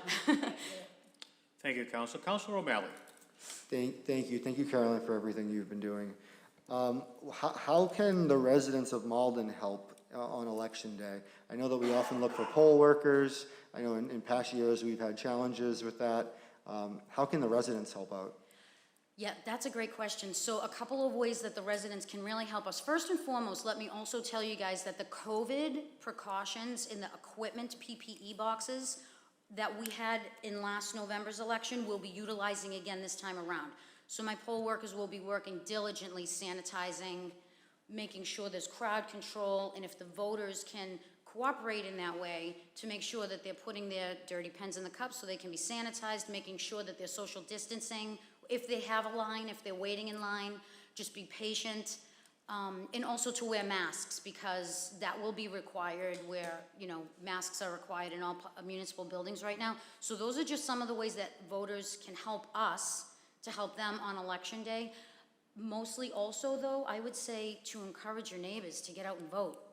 We don't do all of this work just to have people not vote.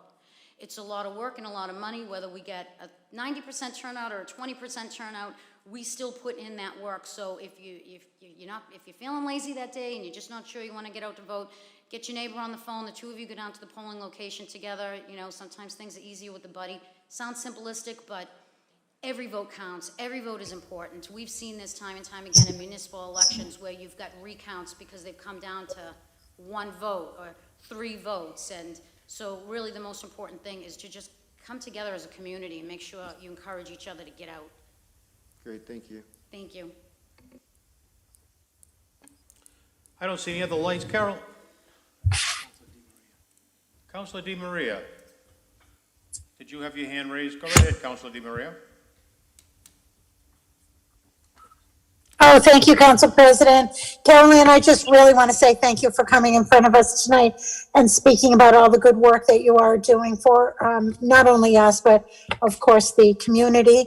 A couple of questions have already been answered, but one question is, what is the population of out of our entire population? How many people actually vote, and what does that equate to the population? So our eligible our eligible residents that we have that can vote right now is 40,184. Of that 40,000, we have 35,834 registered voters. And so that represents 89.17% voter registration rate. Does that answer your question, Councilor? No, it halfway. So out of that 35,000, how many actually vote? And what is your personal goal to get people out to vote? I mean, all this work and, is it, of course we want 100%, but what is the goal of the office, or what is what are we striving for? It's my job, and it's important to me to always run fair and honest elections. Absolutely, Councilor DiMaria. They don't pay me to make predictions on what I think the turnout is going to be, so I'm going to sidestep your question there. But I can tell you, looking backwards historically, the past municipal elections dating back to 2003, through 2019, municipal elections usually get a 21 to 22% turnout rate. There was one year that we had a 30% turnout rate, but I believe that was the year we had the trash bag question on the ballot, and so people really turned out for that. You do see a little bit of fluctuation with that number based on if it's a mayoral race, a contested mayoral race, an uncontested mayoral race, but unfortunately, not to say you're not exciting, but on this ballot, there's no questions, there's no mayor, it's just city council, councilor at large, and school committee. So history will tell us that we might be looking somewhere between 20 and 25%.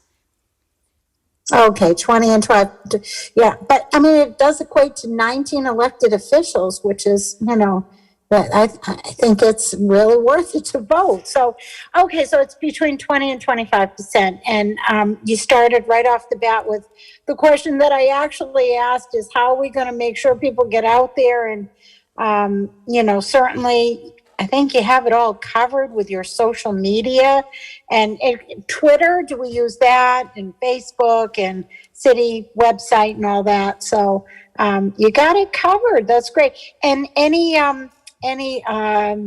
need for additional poll workers, or are you all set? I know that's always a challenge for you. Before I answer that question, I wish I'd like to touch on the first thing that you said. When it comes down to getting people out to vote, I mean, we run these elections, but nobody is voting because Carol Ann worked hard today. Really, people go out to vote because they're excited to see their people that they want to Carol run Ann, their let me government. help you out with that. I was about to just jump in and say that it's not your job to get the people out to vote. It's your job to make sure that the voting that takes place is fair and honest.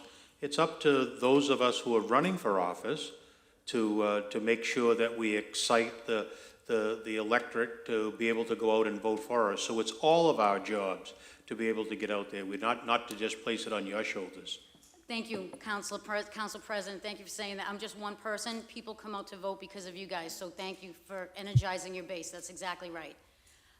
To answer your poll worker question, I will tell you that last year we were overwhelmed with young, healthy, strong people who wanted to come and help us because they knew that we had some poll workers who couldn't work because of COVID restrictions. And so grateful to all of those people that really stood up and filled the need. Because of that, this year, we have more poll workers than we actually need right now, which is great because you do get last-minute sick calls and things like that. So we've got a base of people, a pool to pull from.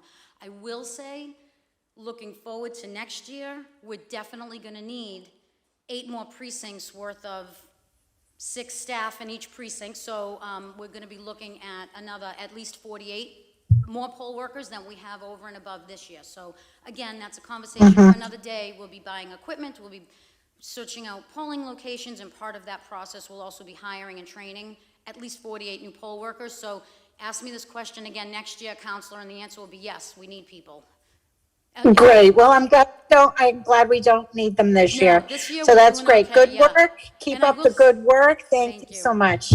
Thank you. And I will just say there is also a page on our website called Become a Poll Worker. So if anybody is interested in getting more information on what that looks like, the application is there as well. So thank you for that question. Great. Councilor Kamel. And that can include former elected officials who won't be running for office, right? All right, so I'll see you then. I'll come sign up to help next year. Thank you. Hold me to that. That'd be wonderful. Thank you. Carol Ann, thank you very much. Thank you, I sir. don't see any other lights. Happy and- to speak in front of you tonight. Thank you for hearing me. Thank you. Thank you for a fine presentation. Next order of business.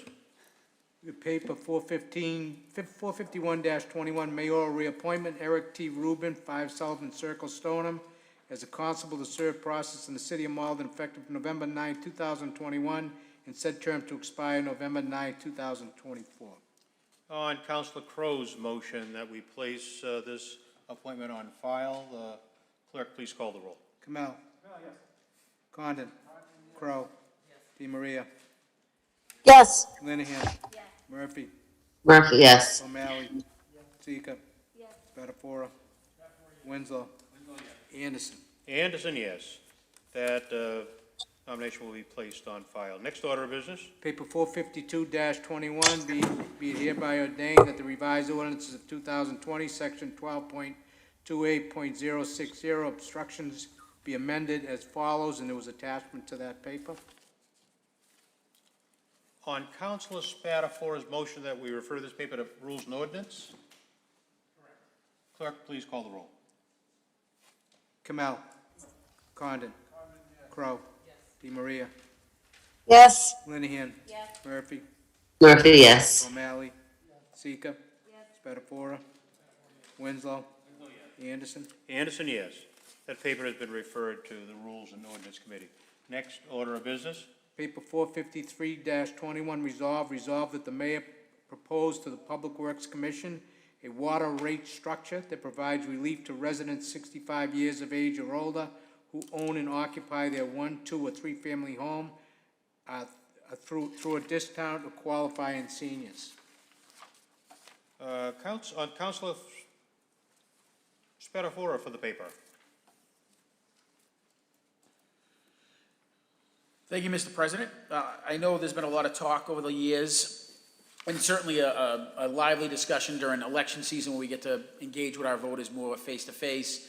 But there's been talk of the growing expense of owning a home in the city of Malden, and not unfamiliar, I think, to anybody in this room, and certainly not unfamiliar to a lot of residents around this area with the real estate increase. But we've also heard such things as now as heating costs are going to skyrocket this winter, and just the cost of owning a home becomes more expensive. We do have a owner-occupied rebate, tax assessment discount for anybody who owns their own home in the city of Malden.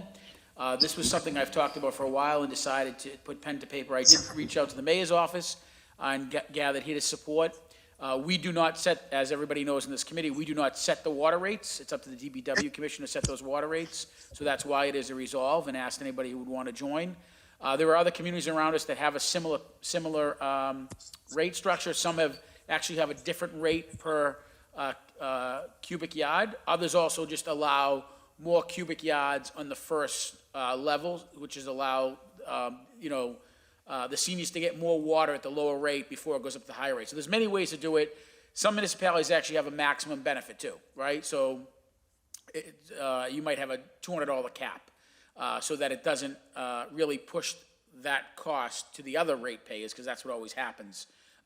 So the request here is just to have the mayor's office work with the DPW Commission to set a water rate for elderly residents that qualify for this, that own a home, 1, 2, or 3 family, so that we can give them some relief on the water bill, which is becoming just as expensive, I think, as any utility in the for anybody owning a home. So happy to have some councilors join on, and anybody else who wants to join on, happy to see that.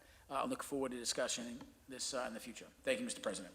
Thank you, Councilor. There were a number of councilors that have considered co-sponsoring this, whose names are on here, Sika, Winslow, Anderson, and Crowe.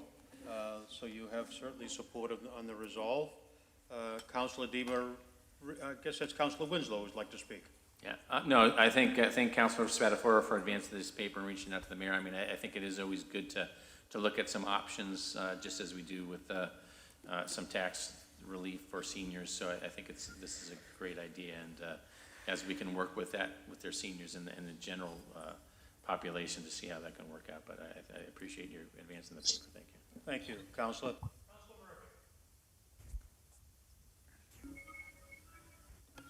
Councilor Murphy. Yes, Council President, I would full support of this paper and would like to be added as a sponsor, please. Thank you, Councilor. Councilor DeMaria? Yes, thank you, Mr. President. Thank you to the sponsor, Councilor Spatafora. I think this is very out-of-the-box thinking and certainly helps our residents in Malden. I did not initially say I would co-sponsor it. I did want to hear the dialogue, and with it being a resolve and knowing that the mayor is involved with this, as well as the DPW Commission, I also would like to be added as a sponsor to this resolve. Thank you. Thank you, Councilor. Councilor O'Malley? I would also like to be added as a sponsor. Thank you. Thank you, Councilor. Councilor Condon? Thank you, Council President. I'd like to thank Councilor Spatafora for putting this forward, and I also would like to be added as a sponsor. Thank you. Thank you, Councilor. Councilor Linehan? Thank you, Mr. President. I'd also like to be added, but I did have a question. Are we talking about an income qualified program for seniors or just across the board seniors? I had a couple ideas, Council Linehan. I started that discussion. That's why some cities have the cap, because they allow all seniors to do it, but I did not want to give too many thoughts to the DPW Commission because they do that, so I'm sure we could share that idea, but I'm open to anything, that's why I think some communities put a cap, so it allows the greater pool to accept it, but they cap it based on the property. I think that's the final decision for the commission. Correct. The question here is the resolve that the council supports, and it certainly sounds like it has tremendous support for it. I see no other lights. We see a whole bunch of seconds to this motion. The clerk, please call the roll. Kamel. Condon. Crow. Yes. DeMaria. DeMaria, yes. Linehan. Yes. Murphy. Murphy, yes. O'Malley. Yes. Sika. Yes. Spatafora. Spatafora, yes. Winslow. Anderson.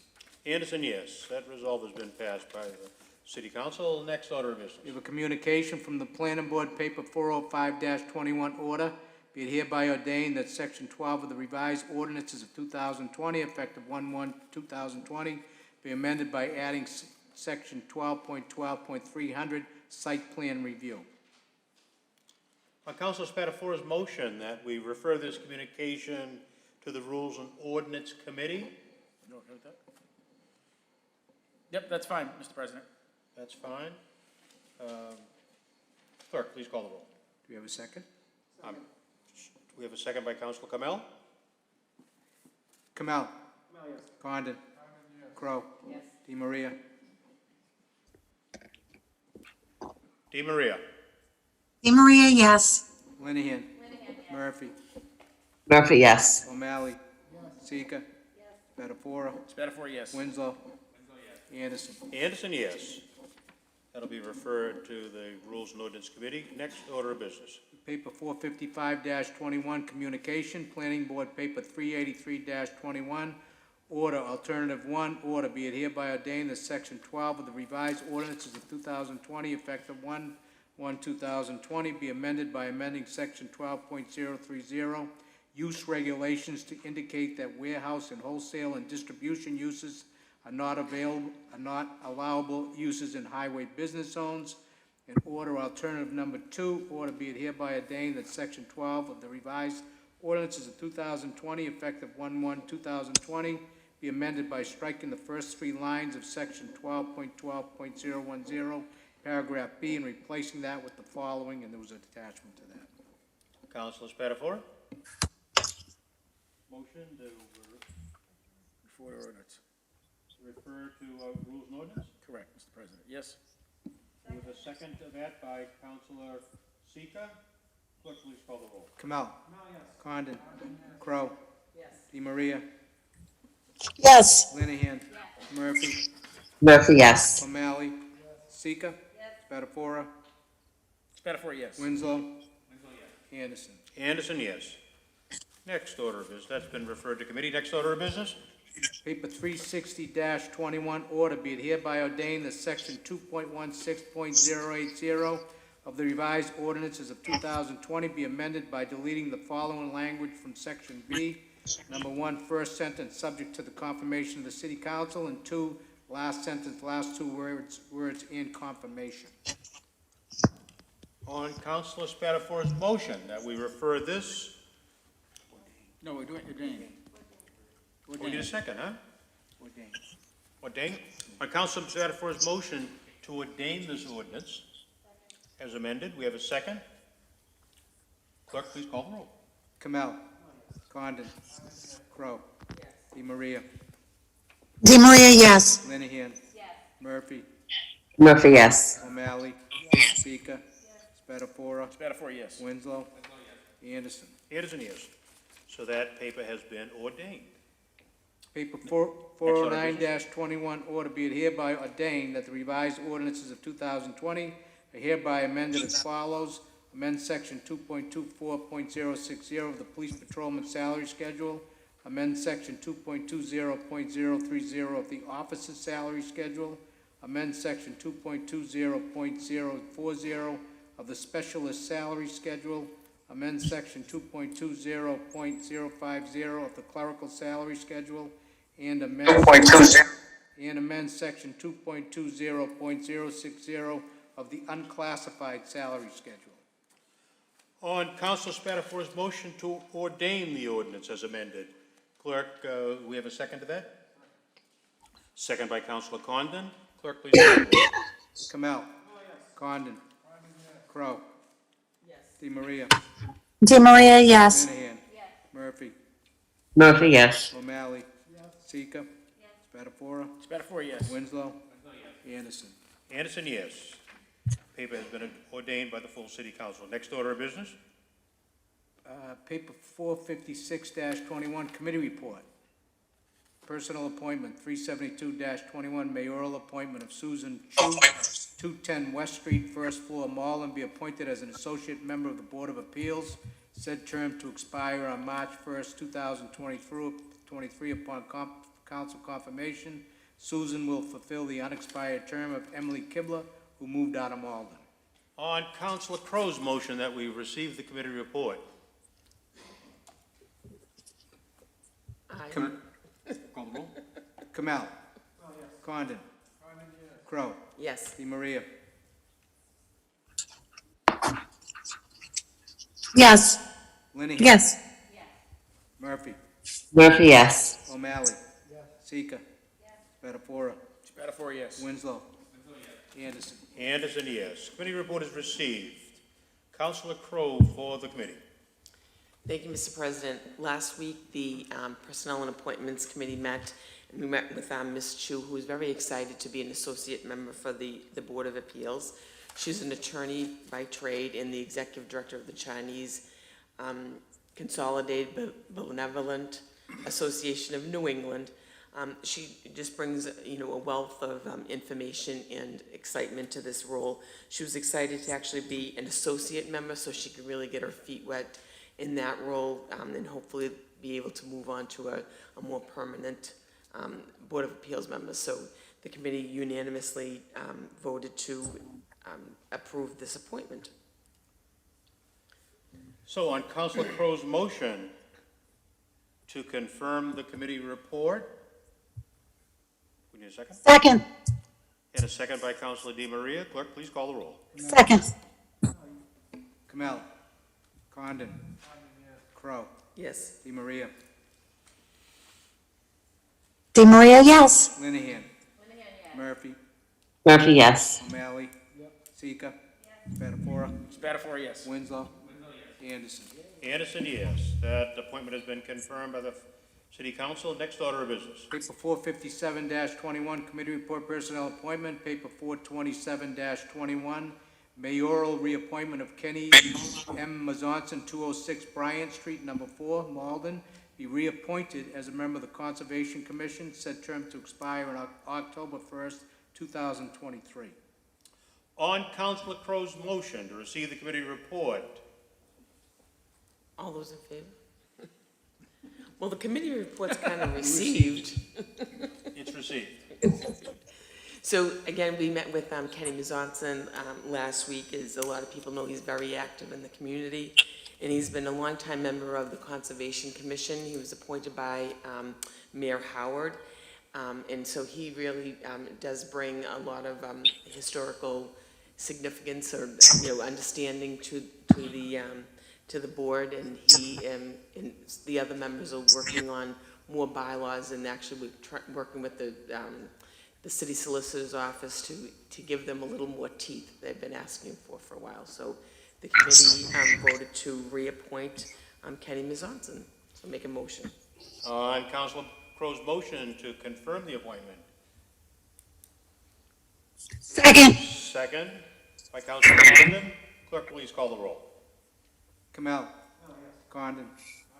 Crow. Yes. DeMaria. Yes. Linehan. Murphy. Murphy, yes. O'Malley. Sika. Spatafora. Spatafora, yes. Winslow. Anderson. Anderson, yes.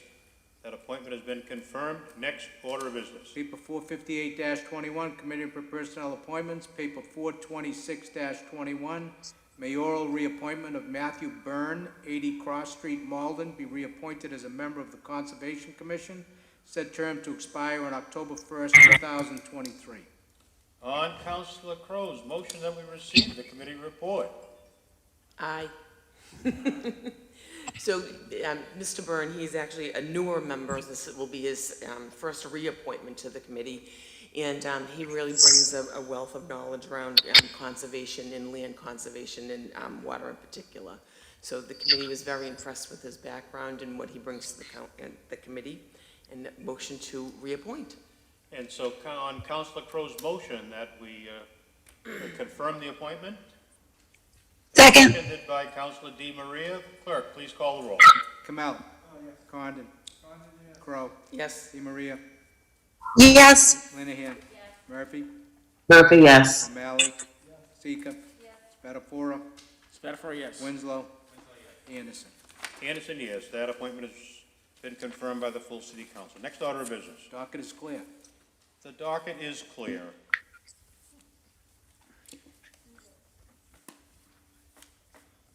Councilor Winslow is sitting at Councilor DiMaria's seat, so I'll give you the mic. Is Councilor DiMaria, I have something, but, okay, I just, a few things. This coming Saturday, I think with the help of Chris Rosa and Department of Public Works, we're gonna do some bulb plantings down at Howard Park, and would like anybody to come down like at 9 o'clock on Saturday morning to help us. Karen Buck from the Friends of Mystic River, and we'll have some Malden Catholic students, but would love to have people come out for that. In Ward 6, we are having at Trafton Park on October 31st at 11 a.m. We're having a Halloween celebration there that's sponsored with school committee, myself, and Councilor Kamel, to have some games and costumes and pizza.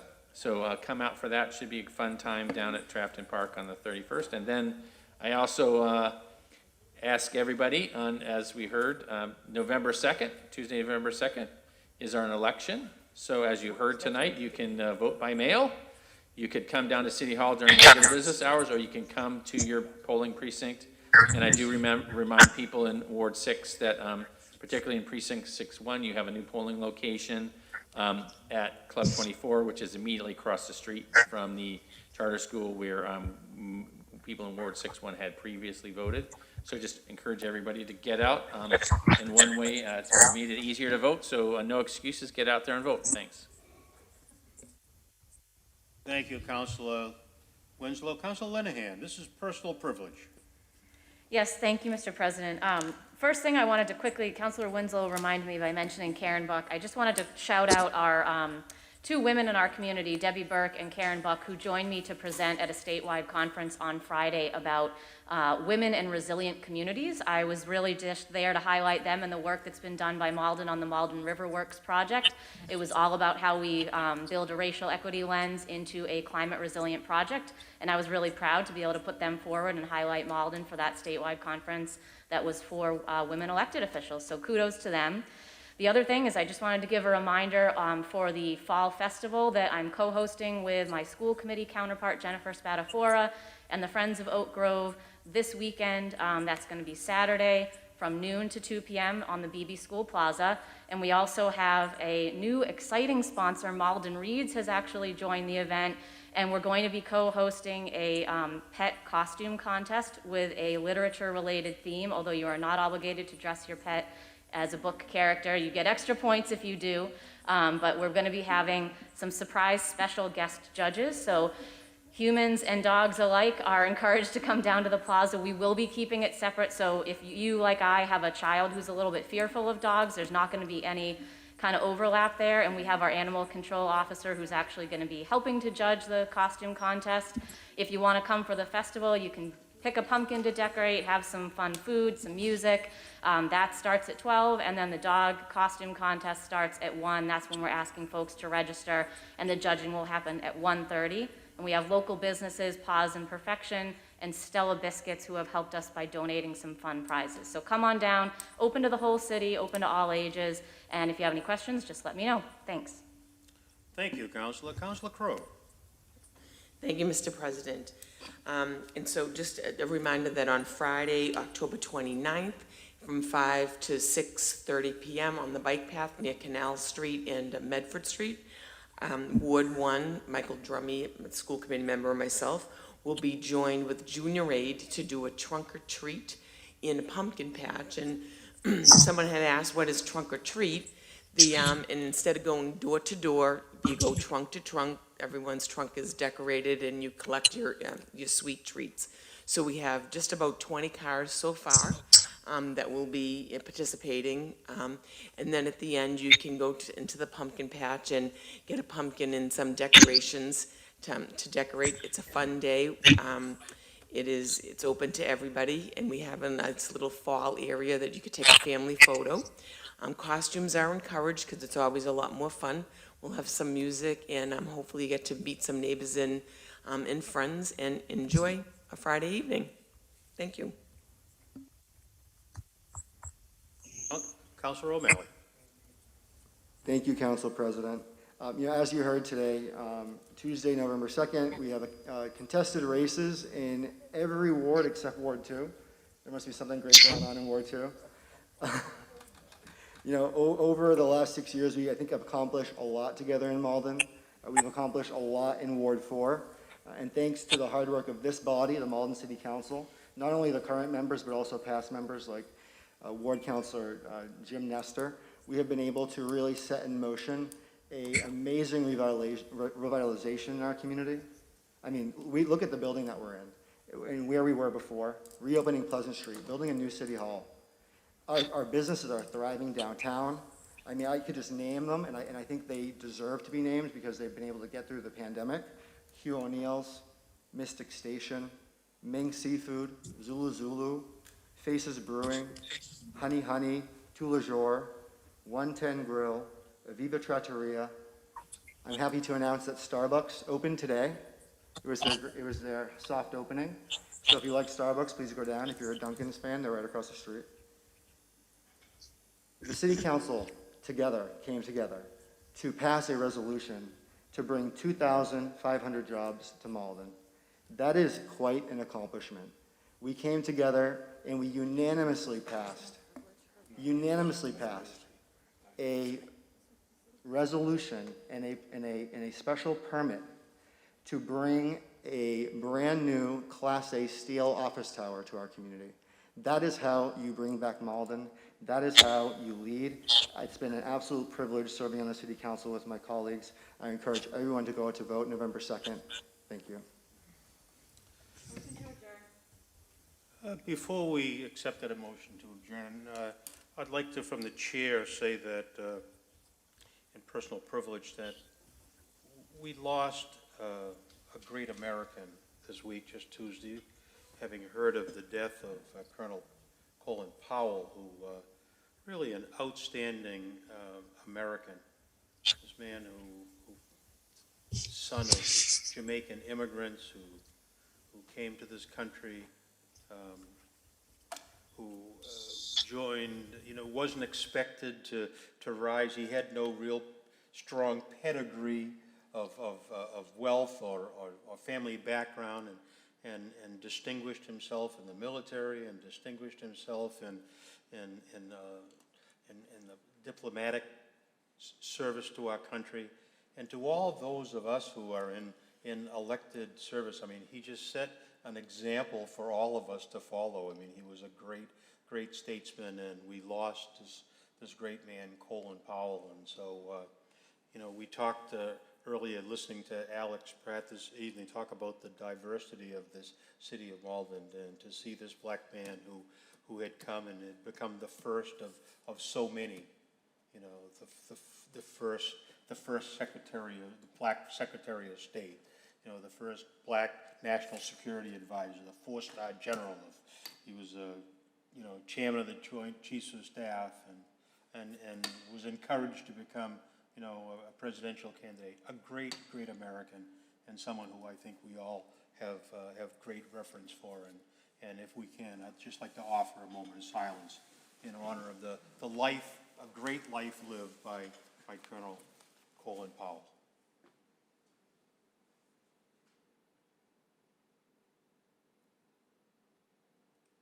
Thank you, and may he rest in peace. And now on the motion by Councilor Seeger that we adjourn, the clerk, please call the roll. Kamel. Condon. Crow. Di Maria. Di Maria, yes. Linehan. Murphy. O'Malley. O'Malley. Seeker. Spatafora. Winslow. Anderson. Anderson, yes. We stand adjourned. Yeah.